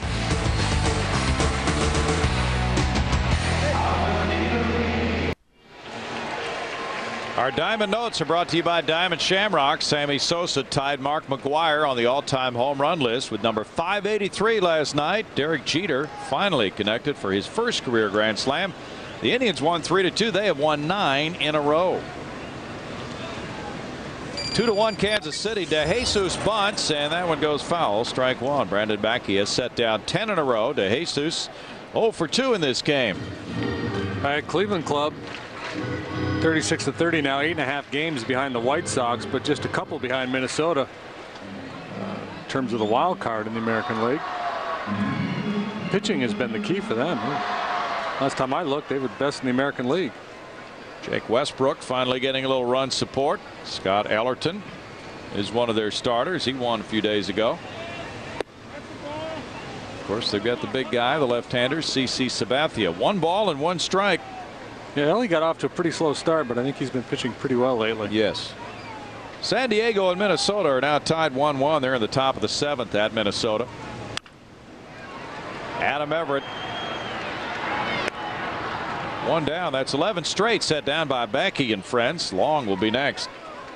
Darrell May pitching for the Padres in Minnesota against the defending Cy Young Award winner from last year, Johan Santana. It's St. Louis 6, Tampa Bay 1. They're in the top of the 5th at St. Petersburg for Jeff Suppan. Cardinals going for a sweep of that series. Long is 0 for 1 with a walk. There's ball 1. You know, we might be due to go to Tampa Bay in interleague play. Don't say that. Any place but there. Yeah, the area's pretty. Yeah. Ballpark wouldn't be a whole lot of fun. No. Play a little golf. You could take a kayak out into the bay. Now you're talking. 2 balls, no strikes, and we could try to get out of the way of Lou Piniella throwing things. Swim with a manatee or something. That would be exercise enough in itself, the way Mount Lou explodes.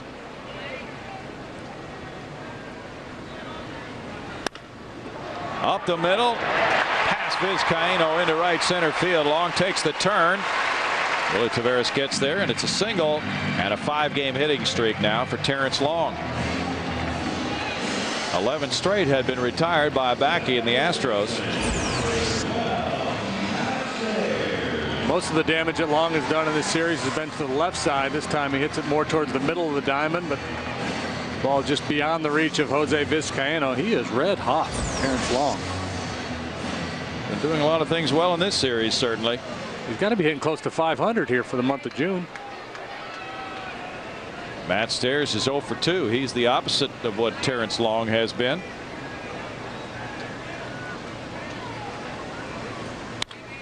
Stairs smacks a liner, and it hooks foul. .444 Terrence Long was batting this month prior to this ball game. Wow. Stairs is kind of an opportunistic hitter. His game plan is to go up there. He's got a good eye.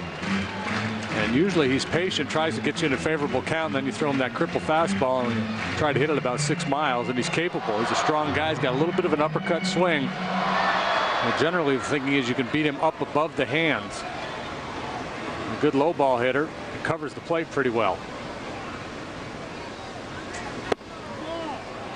1 ball, 1 strike to Matt Stairs. The Mets in Seattle start later today. It's Tom Glavine and Gil Mesh with Seattle trying to sweep that series.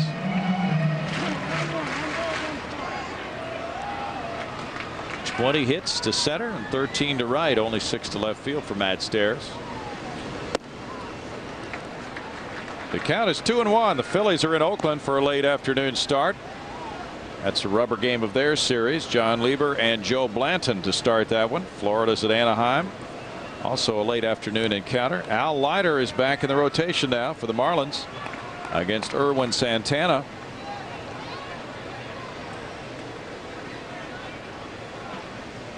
The Los Angeles Angels are going for a sweep of that series. They won a tough one last night. Todd Jones giving up the game-winning hit. Dodgers play the White Sox tonight. That's Jeff Weaver for Los Angeles. Jose Contreras for Chicago from U.S. Cellular Field. White Sox are trying to sweep that series.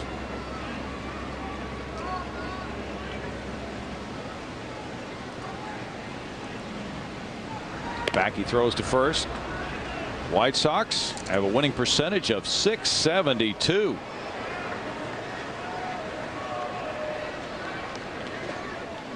By far the best in the American League right now. Cardinals have the best winning percentage in the National League, .642.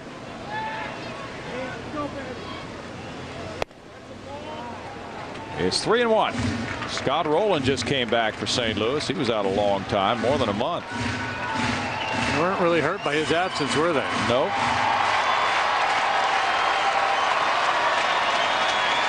.81 pitches for Backey. The big one coming for him here on a 3-1 count. Exactly what we were talking about with Stairs. Real good eye. And he walks. Walk number 5 for Brandon. He's been tap dancing around those bases on balls in this game. He walked 6 2 starts ago, but he beat the Mets 4-1 in that game. So he can manage it when things are going well. Now he has 2 men on for Brown. Well, the thing to do when you're struggling like this and you're walking people is you can't cave in mentally and just throw one down the middle.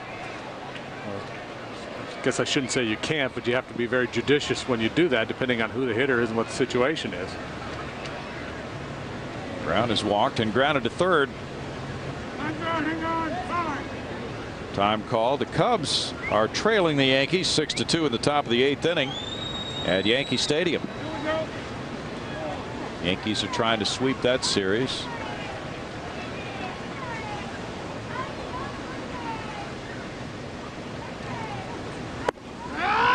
Strike one to Brown. And the Yankees are having a weird year. They will go into a funk for 10 days, and everybody will start to wonder when the boss is going to fire Joe Torre or Mel Stottlemyre or somebody else, secretary or whatever he's going to do. And then they'll win 8 in a row, and peace returns to the kingdom. Better get mayonnaise on that sandwich for George. Line drive deep left field. Chris Burke watching this one go. That is a long 3-run homer. Number 8 for Emil Brown. Kansas City now has a 5-1 lead. Brown has a 7-game hitting streak. He's driven in 37. A club that doesn't hit the ball out of the ballpark very often. And with that home run by Emil Brown, another $30,000 has been raised to support prostate cancer research. You can call 1-800-798-CURE to make a pledge of your own.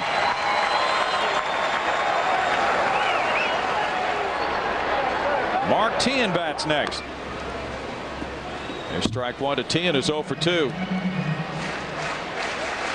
Emil Brown came into this season with 8 major league home runs to his credit. And that's his 8th in 2005.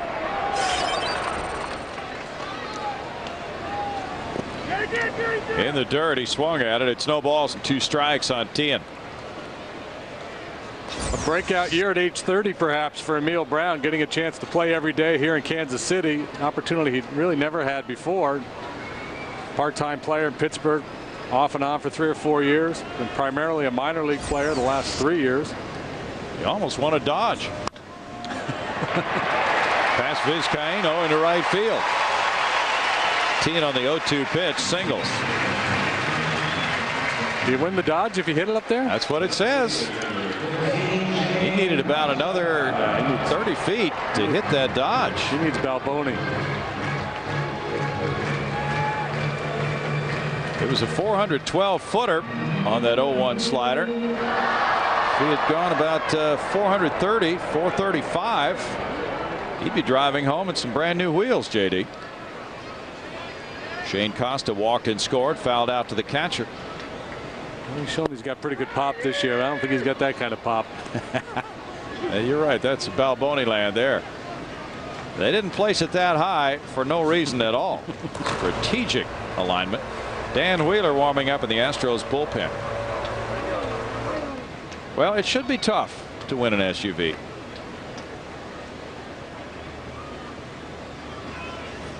Remember in the old ballparks, those fans who have looked through the old books, places like Ebbets Field, you know, they'd have places on the outfield fence or above, and the player would hit it there and win a suit.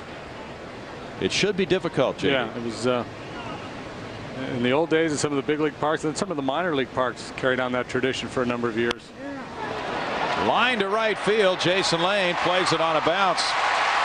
Throws to second. Teahen arrives ahead of that on-target throw, and that's the 4th hit of the inning. Most of the big leaguers today don't need to win cars or suits. You know who has the longest home run in this ballpark? Jim Hickey's coming out now. Bo Jackson. You got it. 475 feet off Mike Moore, 1986. It's probably a low fastball. Now, bottom of the 6th inning, 3 runs in, 2 men on, 1 out. Castillo the batter. They go over things. How much does Brandon have left?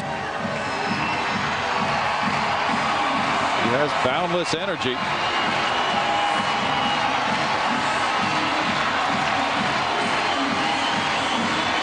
Castillo is grounded out and struck out. Go Ties on deck.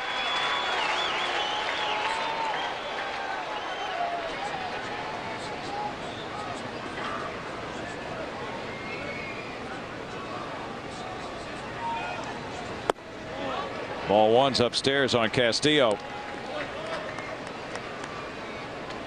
Royals are 10th in the American League in runs scored. They're 12th in slugging percentage, but the big 3-run homer from Brown this inning has them riding high at 5-1. 5 straight batters reaching base. And it's 2-0 on Castillo. It's been a weird day for Brandon Backey. Had all that trouble in the first 2 innings, all kinds of base runners, and then he retired, what, 10, 11 in a row? Yeah. And now this ambush hits him. It just appeared that he was untracked with those 11 straight outs. Roll to short. Everett tosses. Vizcaíno turns. A 6-4-3 double play. And it's 3 runs on 4 hits and a man left in the 6th inning. Here's the big blow on the 0-1 breaking ball. Brown goes deep for the 8th time to make it 5-1 Kansas City.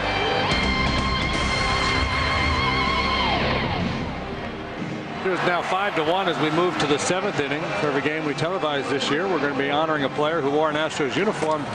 Today it's Lima time. Jose Lima came up with the Tigers, included in the big 9-player deal with the Astros December of '96. His best years with Houston were 1998 and '99. He won 37 of his 38 starts over that 2-year span. His hot start in '99 helped him earn a berth on the National League All-Star team. His 35 starts were the most in the league. Traded back to the Tigers in 2001. He's been a traveling man since then. Was stopped in Los Angeles and Kansas City a couple of times, where we find him today.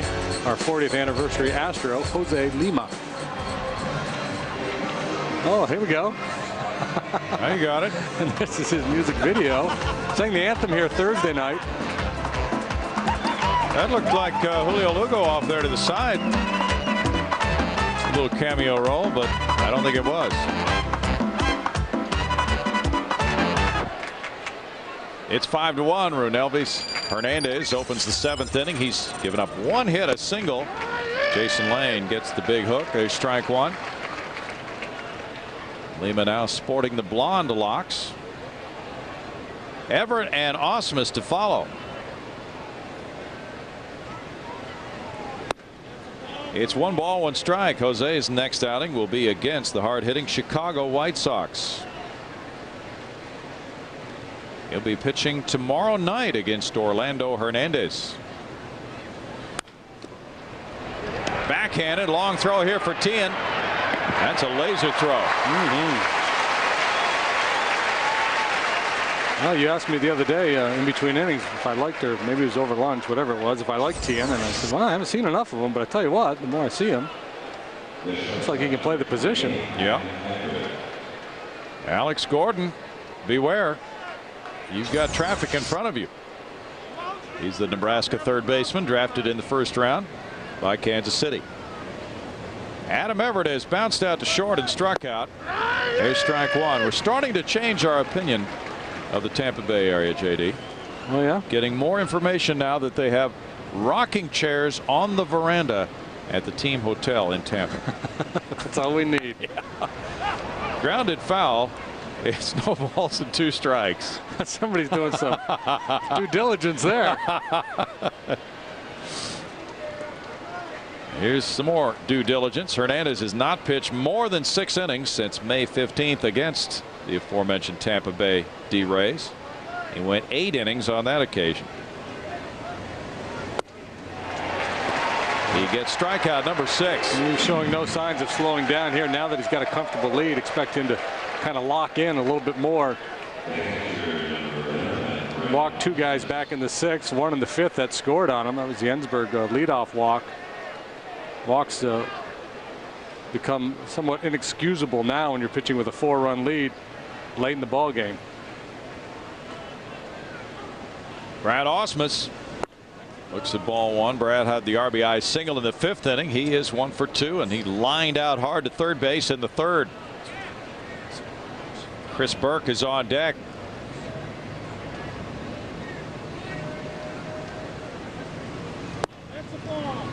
It's 2 balls, no strikes to Brad.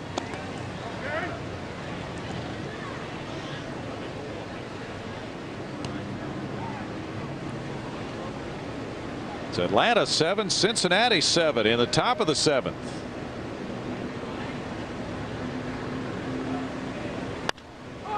Fly ball to center field. DeJesus measures it for the third out. Hernandez rolls right through the seventh inning, maintaining a 5-1 cushion.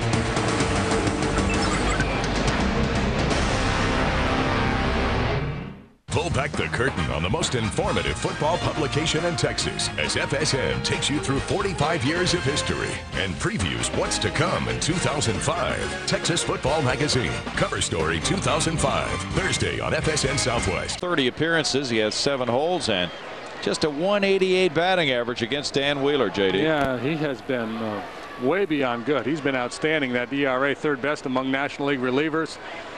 At better than 3 strikeouts for every walk. Truly has been one of the very good stories for the Astros here in 05. There's no secret to Buddy Bell. Gotay takes ball 1. Gotay singled in the second run of that second inning with a base hit to center field in the second inning. Back he threw 93 pitches. 53 of them were strikes. He had 5 walks and 2 strikeouts in 6 innings, allowed 5 hits, 5 runs. And when you watch him pitch the first couple innings, your thinking was, well, this is a type of game where he's going to end up giving up 5 or 6 runs. But then he settled into a pretty good groove, and he almost was able to, in terms of the numbers, end up pitching a pretty good game. This one swing of the bat by Emil Brown providing most of the damage. John Franco in the bullpen. 2-1 to Ruben Gotay. Meanwhile, it's Ambiorix Burgos, who throws about 97, warming up for Kansas City. Dan Wheeler's one of 6 Astros players celebrating their very first Father's Days today.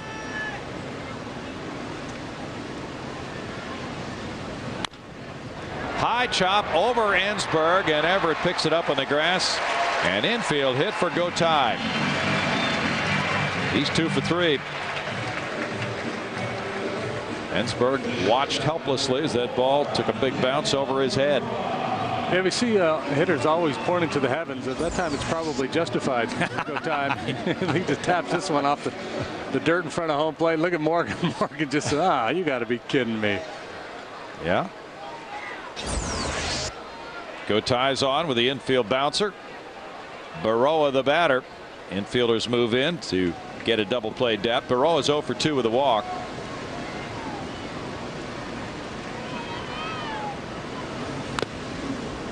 Fouled off Brad Ausmus. There's strike 1. Roy Oswalt is enjoying his first Father's Day as a dad. Dan Wheeler, Brad Lidge, Adam Everett, Chad Harville, and Mike Lamb. That was quite a baby boom beginning last September.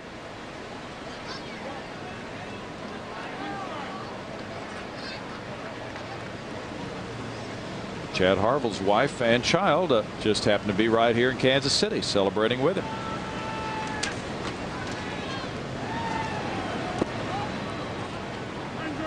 And are we not expecting the newest addition to the Pettit family? We have heard today stories to that effect that Andy's wife Laura would be giving birth today. Have not heard a confirmation of that. Talk about a Father's Day present. Wow, that is big. 1 ball, 1 strike, and Andy will be pitching tomorrow night against Joe Kennedy. Game time 7:05 at Minute Maid Park.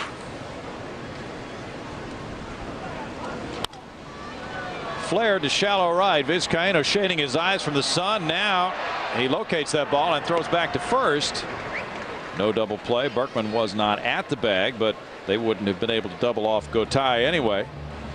That was all a very clever decoy by Jose Vizcaíno, wasn't it, JD? Yeah, right. This is tough for the base runner because we talked about it a couple times in this game, how tough that sky is. You can't assume that play is going to be made.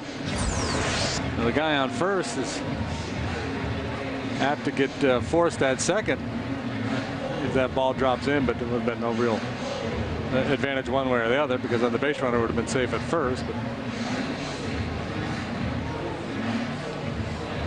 David DeJesus is 0 for 3. The idea there for the base runner to get off a little bit enough that if the ball drops, you got a chance to beat a forced play at second.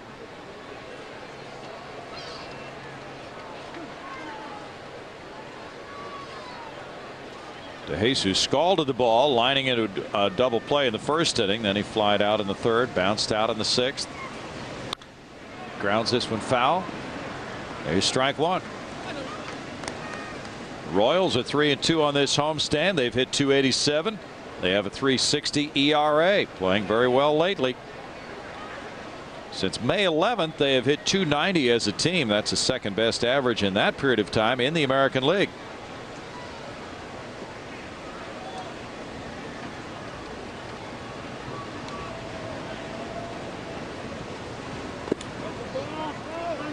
It's 1 ball, 1 strike for Dan Wheeler. Dan has not had a whole lot of work recently, JD. So the Cubs are down to their last at bat, trailing the Yankees 6-3. Jeremy Burnitz hit a home run for the Cubs in that ball game. Cincinnati is now pulled in front of Atlanta 8-7 in the bottom of the 7th at Great American Ballpark. The Reds are starved for wins. Adam Dunn went deep again. He has 18 now, and Joe Randa hit his 10th. Atlanta's starved for players. They're so banged up. Yeah. He got a home run from Wilson Betterment today, his 4th. Andrew Jones now the home run leader in the National League with 19. Liner headed for the left field corner. That goes all the way to the wall. And watch the running of Gotay. He scores easily on the RBI double by DeJesus. DeJesus now has a 9-game hitting streak. It's 6-1 Kansas City on his 10th double.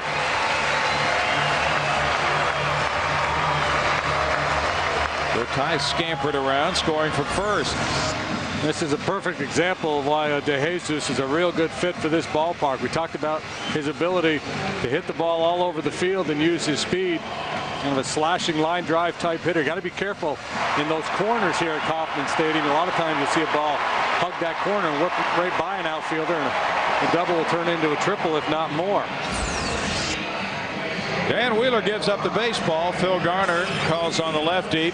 John Franco, lefty, hitting long and stairs, due to come up next with a runner at second and 1 out here in the home 7th inning. Kansas City's lead has grown to 6-1. The Royals have out hit the Astros 7-1. We'll be back right after this. Back to Kansas City. This copyrighted telecast is presented by the authority of the Houston Astros and may not be reproduced or retransmitted in any form without the express written consent of the Houston Astros. The Astros call on John Franco with an 0-1 record, a 6.75 ERA, and his 26th appearance of the year, JD. This is his 4th appearance on the road trip. Worked twice in Baltimore. Didn't fare too well over there. Worked here Friday night, pitched a scoreless inning with a couple of punch outs. Been hit pretty hard. 340 batting average against John. Terrence Long has a hit and a walk in this game. Long looks at ball 1 from John Franco.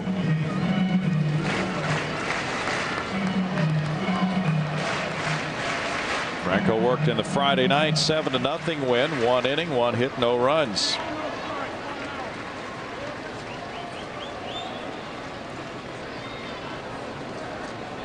Long, a .250 hitter this year against left-handed pitching. 10 out of 40, all the hits singles.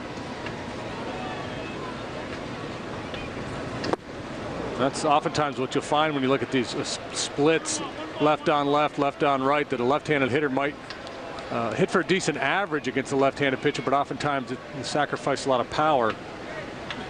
Find themselves fighting off a left-hander as opposed to driving the ball against him. Mike Burns warming up. Left-handed hitters are hitting .281 against Franco.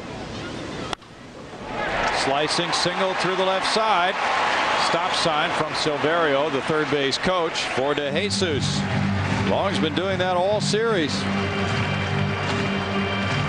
That's the 3rd hit of the inning. He's looked like Tony Gwynn in this series. Just kind of laying back, short stroking it, flipping it the other way for the most part. Just about all of his hits have been to left. Had a hit earlier in this ball game through the middle. Matt Stairs is 0 for 2 with a walk. He scored a run in the 6th inning. Emil Brown on deck. It was Brown's 3-run homer that gave the Royals a big lift in the 6th inning. It's ball 1 for Franco. Franco's making his 4th outing of this 6-game road trip. He pitched twice in Baltimore in the Friday night game here. Usually he comes in, faces 1 or 2 batters.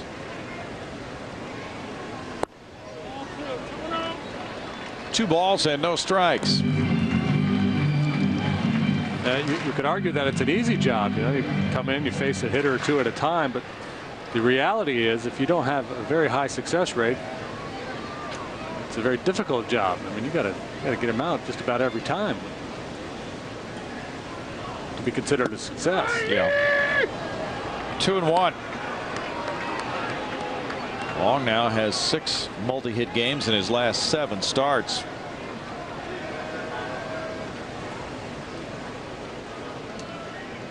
Buddy Bell's learning this club on the fly without the benefit of a spring training. It's 3-1. There was one very interesting story written on Buddy, the Kansas City Star. He said he gets impatient with people who are impatient with young players.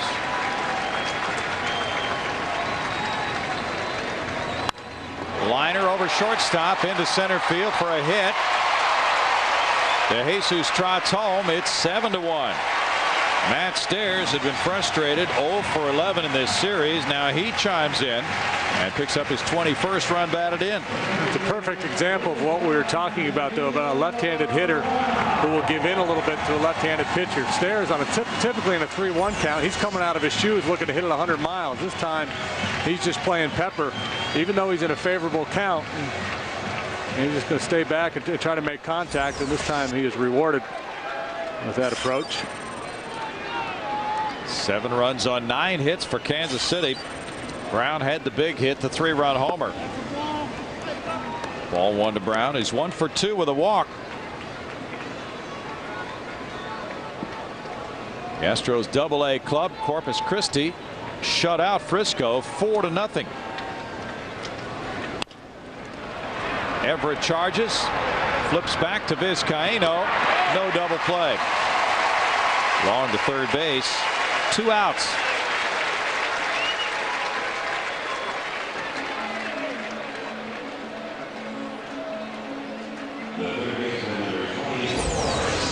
Too slowly hit to get the double play. Adam having to come to his right, and the long flip to Viz.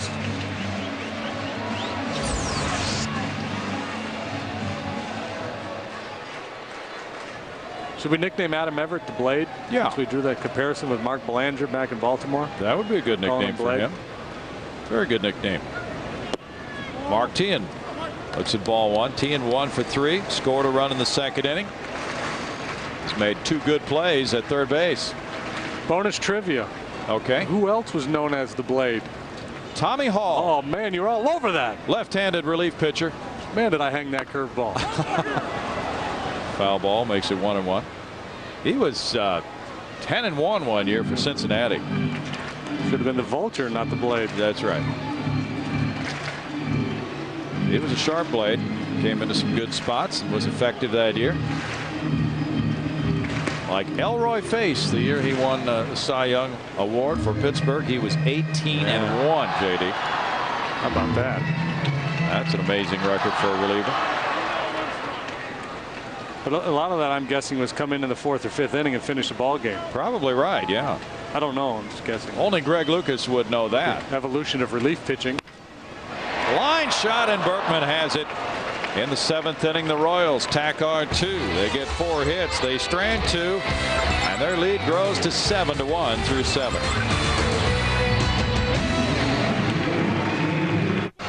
It's 7-1, and Kansas City is leading it here with that gigantic hot dog being handed out to an adoring fan. Oh, they're shooting T-shirts out of that thing. Time for our Geico quote. It comes from Dan Quisenberry, the late reliever. A very funny man who said of his pitching mechanics, "I found a delivery in my flaw." I had the chance to play with Quisenberry in a golf tournament once, like a 3-day deal. What a wonderful guy. Yeah. Ambiorix Burgos, a hard-throwing right-hander, comes in. That youngster may not know how to pronounce his name yet, but he's going to see some vapor trail coming here from this guy, JD. Yeah, he's a young guy with a big arm, like a number of the fellows out in their bullpen. And here's an interesting deal from a broadcaster's point of view this weekend. We had JP pitch Friday night, JP Howell. Yesterday was DL Carrasco. And I'm wondering why Ronelvis and Ambiorix don't just go by initials, because that would make it a lot easier on us. Boy, they will never make the all broadcasters team with names like that. But Hernandez had some glittering numbers today. 7 innings, 1 hit, 1 run, 3 walks, 6 strikeouts, 92 pitches, 58 strikes. 2 balls and a strike to Chris Burke, who's 0 for 2. Burgos has that split-fingered fastball. He also throws about 96, 97 with his regular high-octane fastball.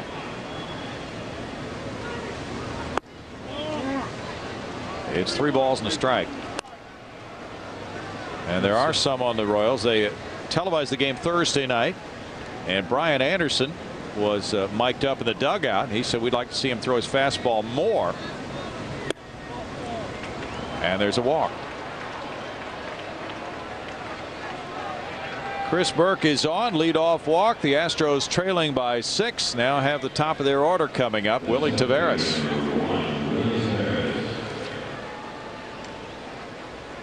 Burgos pitched 1 inning, gave up 1 hit. He might be hurt. The Royals get a trainer out to him. He kind of looked like he had much on that. Looked like he was favoring something. Buddy Bell trailing the Royals trainer. Their head trainer, Nick Swartz. Guy Hansen, the pitching coach, is also coming out to the hill. Burgos, another of these Royal players who spent some, if not all, of last year in A-ball. Burgos was at Burlington in the Midwest League for the entire year. He's done. Wow. And big strikeout year there, 172 of them, second in the league, most in the Royals organization. But something physically is not right, so the young man is leaving the hill. That's a blow for the Royals. They'll now have to get another pitcher out and then attend to Burgos and give him some treatment. 7-1 is their lead. It's been a happy day for them until now. We're back in a moment. 1, Kansas City leads it. Our Higher Standards game recap is brought to you by Bank of America, the official bank of baseball. Get you caught up on this game. There's the Astros lone hit. Brad Ausmus RBI single in the 5th inning, scoring Morgan Ensberg. The Astros trailed 2-1. Mark Teahan has made a couple of fine plays. He caught an Ausmus liner.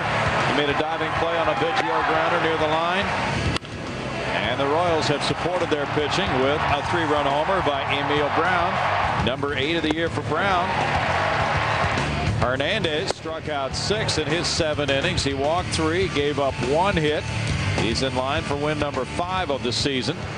Ambiorix Burgos, who had been pitching well, had not given up a run in any of his last 5 outings, but he had to come out with an apparent shoulder injury after walking the leadoff man here in the 8th inning. Burgos' right shoulder evidently bothering him as the UT Longhorn Howell, who started Friday night, comes over, and Denny Bautista, another who will probably re-enter their rotation after several starts on a minor league rehab assignment, which should begin soon, over to console Burgos. Meanwhile, right-hander Mike Wood, a part of the 3-way deal with the Oakland A's, has been effective in relief. He comes in with a 3.79 ERA. Yeah, in terms of stuff, perhaps not as overpowering as some of the other guys in the bullpen, but he has been effective. In 223 league batting average against him, 24 strikeouts and 18 walks. Not exactly the ratio you would hope for, but by and large has pitched pretty well for the Royals. Last year he was a starting pitcher at Sacramento AAA. 11-3 with a 2.80 ERA there.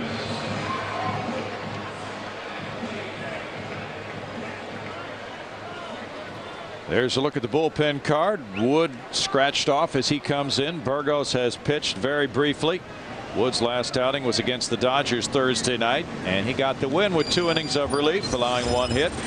Walked a couple. Willie Taveras takes his first pitch, and it's strike 1 from Wood. Taveras 0 for 3 in this game. After being traded to Kansas City, he moved into their rotation. It was 3-8 in 17 starts. That's chopped off the leg of Taveras. The count goes to no balls and 2 strikes. The attendance today is 20,214.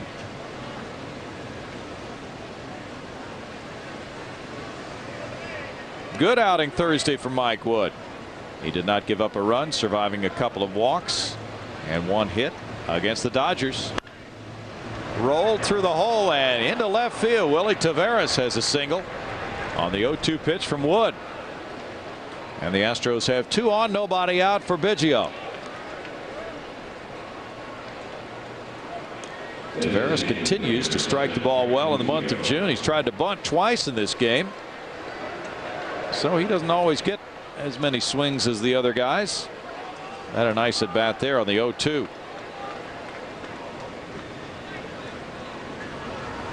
Biggio takes strike 1. Bidge 0 for 2 with a walk. Wood turned 25 in late April. He's from West Palm Beach, Florida, and the University of North Florida. JD's a fan of nicknames. Here's one you may not know from that Division II school, which reached the Division II World Series when he was there for the University of North Florida. Ospreys? You got it. Everybody knows that one. How did you know that? Fly ball left center field, well hit. De Jesus sprinting. It's caught by the left fielder, Costa. 1 down.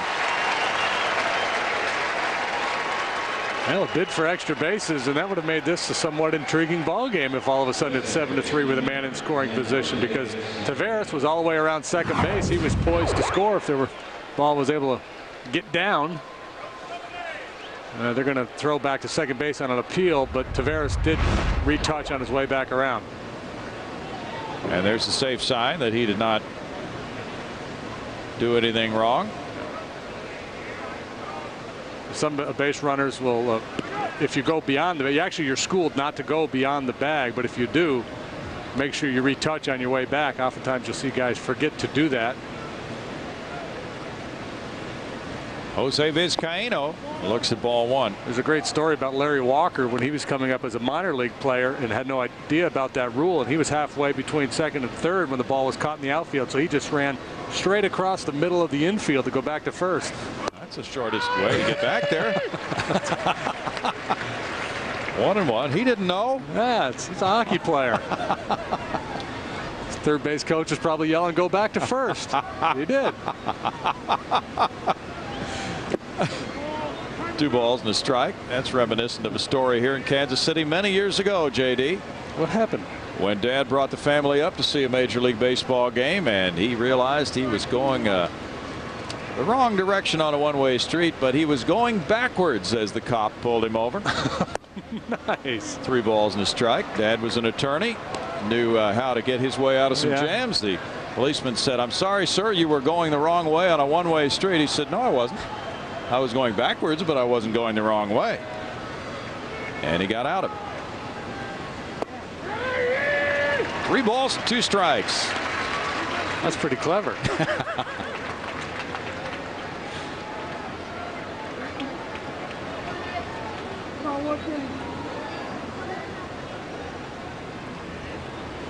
Vizcaíno swings at 1 in the dirt, and that's a strikeout for Mike Wood. 2 down.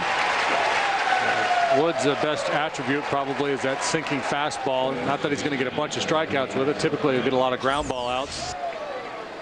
You see the good action diving down there. Viz is a good low ball hitter, but that one's just a little beyond his reach. 2 down for Lance Berkman. He's 0 for 2 with a walk. Now the old stadium used to be downtown, Municipal Stadium in Kansas City. That's where the old Kansas City A's played. You guys come to a lot of games? No, we came to a few games. Pick off at second. Whoa! They almost got Chris Burke.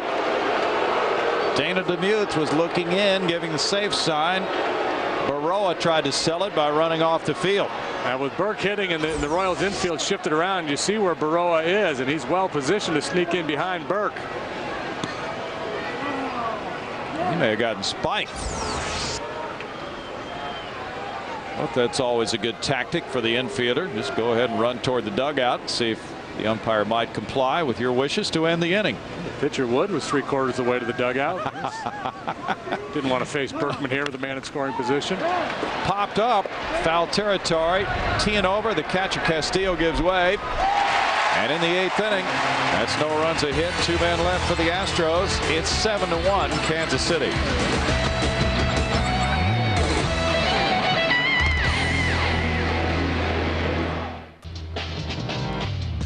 You're watching FSN Houston.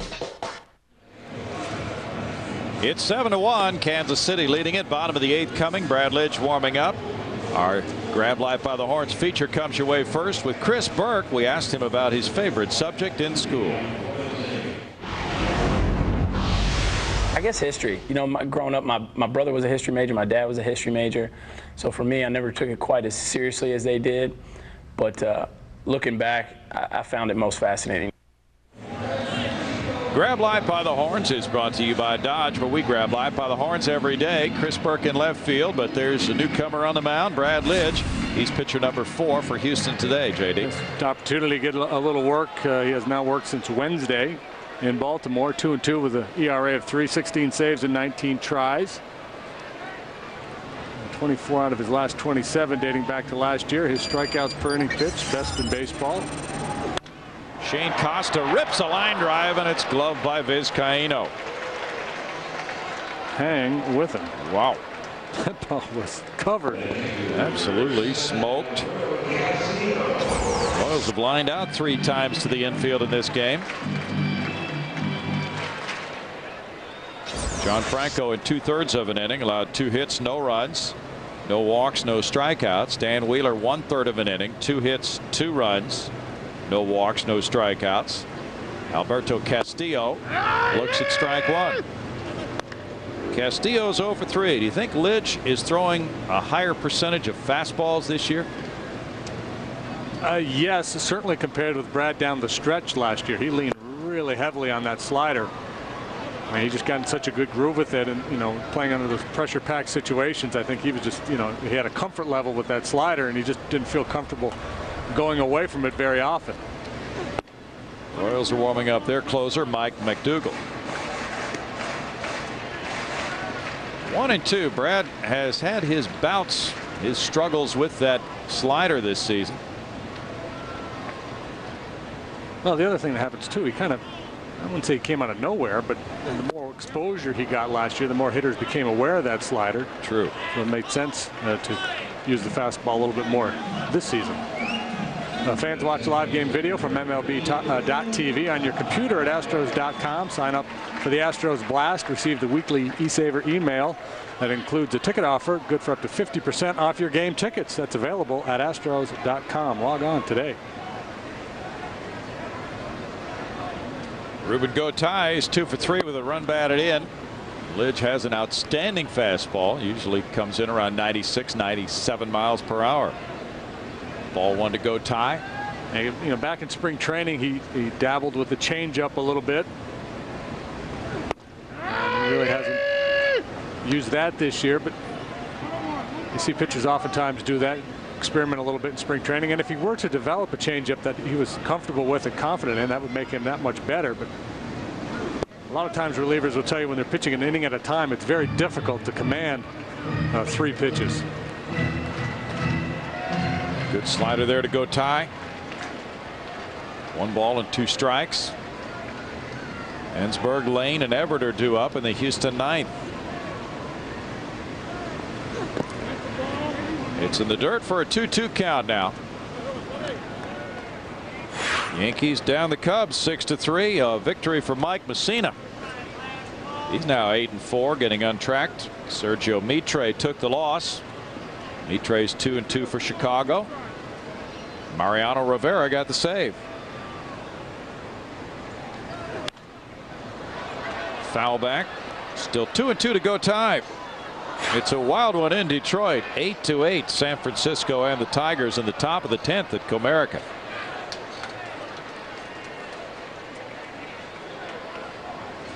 Lovely day here.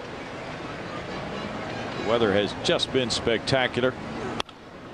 Line to right field. A hit in front of Jason Lane. A 2-out single for Gotay, his 3rd hit for the number 9 hitter. Having a nice day. Got a little bit lucky last time he hit that chopper over Morgan Ensberg's head, but no luck this time. It was just a solid line drive base hit.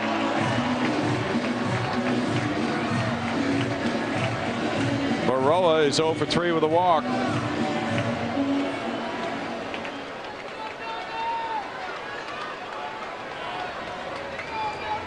Milwaukee down Toronto 5-2. Chris Capuano beat Josh Towers. Derek Turnbow saved it. Cleveland 3, Arizona 2. That's a final.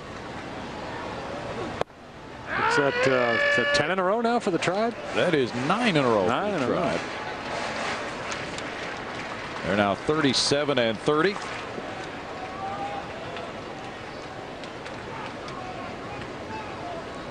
Jake Westbrook won today. He's 4 and 9.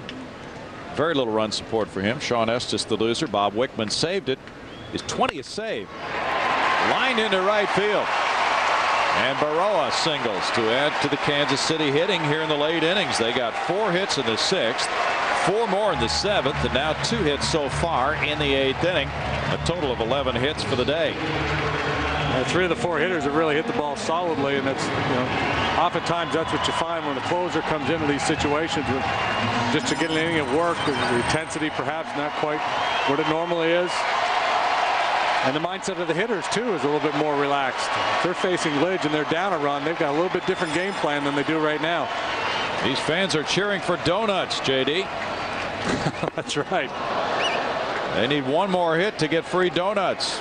David DeJesus with strike 1. He has an RBI double. He's 1 for 4.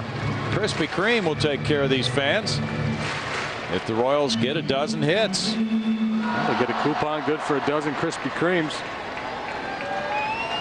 Town's going to get fat if this club keeps hitting like this. It's the fattest city in America, JD. Oh, I thought we were. I thought we were too. It's a real battle over who's fatter. 1 ball and 1 strike.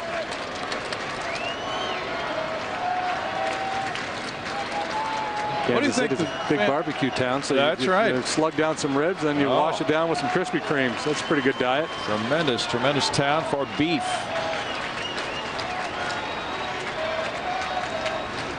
Shipyards right here, and they send all those sides of beef out on the train. That's been happening for many, many, many years. 1 ball and 2 strikes. What do you think these fans would do if they were giving away cantaloupes for getting 12 hits in a game? They would not be I don't cheering. think they would be quite as enthusiastic. Look at that. Now that you can cheer for. Yeah, put that on the side of your car, Fred Flintstone. But broccoli, no, that's not going to be happening. Oh, baby. That looks wonderful. Greg Lucas is hustling down to do an investigative report on that. Probably can't get there. I got to take some of those home for Molly. Yeah, but look at it from the cow side. That is the cow side. No, that's the pig side. 2 balls and 2 strikes. Welcome to Animal Husbandry from Kansas City, Missouri.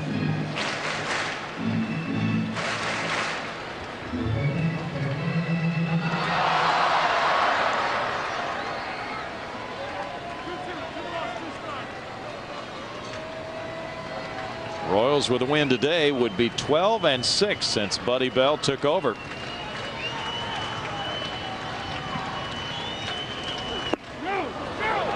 Check swing call. It's 3 balls, 2 strikes. Now we talked about the Astros trying to get back to 500. Entered play today 10 games under. I imagine the Royals, if they could find a way to play close to 500 this point forward the rest of the year, that would be a huge accomplishment for them. Last year they lost 104 games. Aiden Penn won for Baltimore, beating Colorado 4-2. Time was called right before that pitch.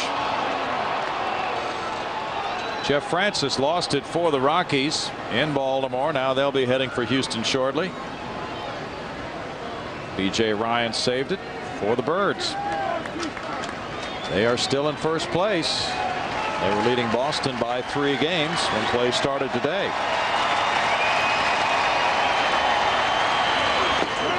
That's ball 4. The bases are loaded.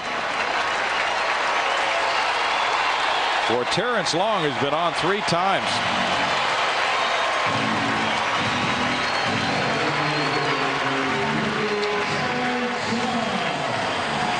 Osmus out, Berkman over. Quite often when a closer comes in for work in a game like this, trailing 7-1 in the 8th inning, he just does not have the intensity he would have when he comes in with a 1 or 2 run lead. Yeah, it's you know, the counter argument would be every time you take the mound you got to be on top of your game and blah blah blah. But the reality of it is that tight ball games create just they have a intensity all their own that does not exist in a 7-1 ball game.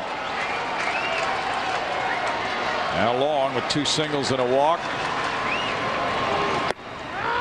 Strike as Burns is warming up in the bullpen. However, any pitcher on the mound is trying to protect that earned run average, and I would love to be able to finish Long off here and keep the Royals off the board. Bases loaded. Kansas City is hitting 135 with the bases loaded this year. Snap throw to first. And they got him. Brad Osmus picks off to Jesus. And that's how to get the pitcher out of a jam.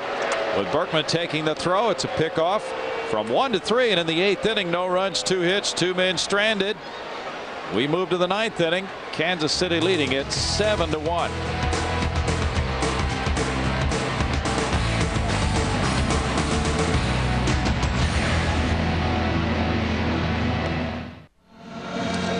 Royals 7, Astros 1. Astros managing just 2 hits as we move to the 9th. Chris Myers returns to FSN, one of the most intriguing and controversial names in sports. Talk with Chris in a series of half-hour specials. CMI, the Chris Myers interview. This week it's former NBA star turned commentator Charles Barkley. That happens at 4. That's just moments away on FSN Houston. Stay tuned. A little hardball and then a little Charles Barkley. It's a good double dip for you. Yes, it is. Mike McDougal is not in a save situation with a 7-1 lead. He's 8 for 10 in saves. With a 2-3 record, he has a 4.22 ERA. 4 home runs allowed for the rangy right-hander. Coming in to face Morgan Ensberg. And McDougal throws strike 1. Ensberg walked, stole second, scored a run in the 5th inning. He's 0 for 2. McDougal took over as the closer when Jeremy Affeldt got hurt.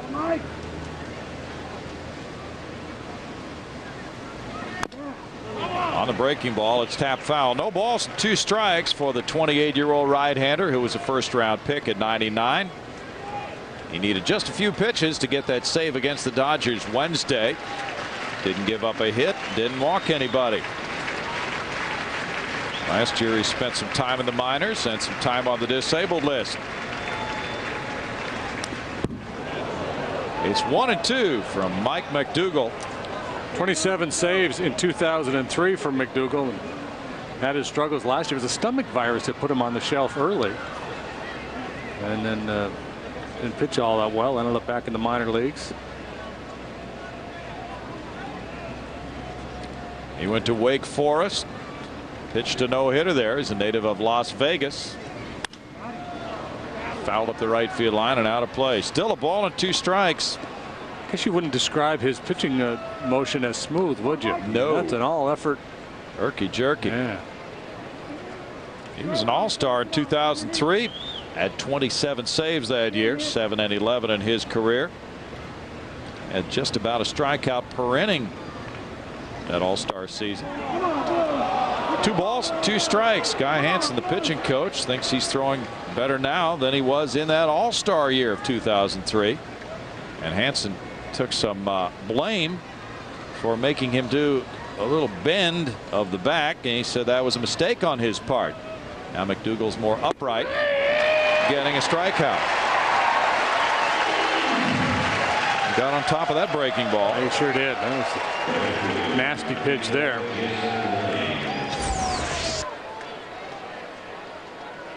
Kind of like Lidge's. Yeah. Straight downward action on it. Jason Lane's 0 for 3. Been a struggle for the Astros today with only 2 hits.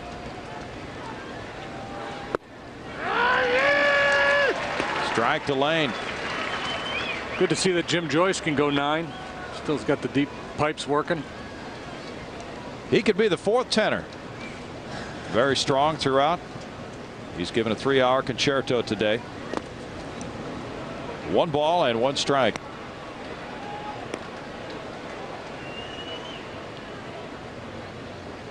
The Astros have had only 2 hits in a game twice.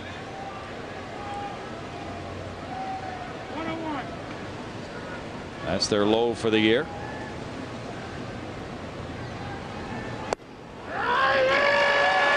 One ball and 2 strikes. Renelvis Hernandez in line for win number 5. Burgos walked the only batter he faced. Mike Wood in 1 inning allowed 1 hit, no runs, no walks, and a strikeout.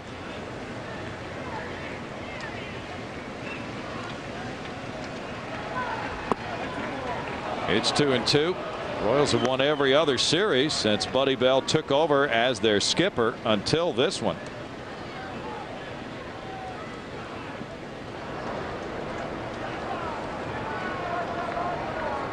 And also 1 other against the Texas Rangers they lost. And that's odd because Buddy played for both the Texas teams. 3 balls and 2 strikes.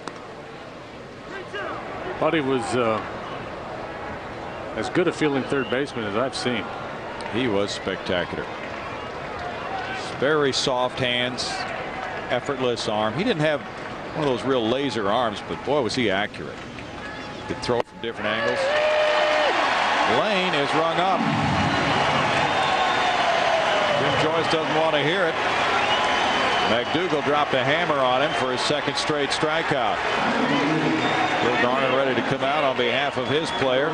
It's been a frustrating afternoon for the Astro hitters.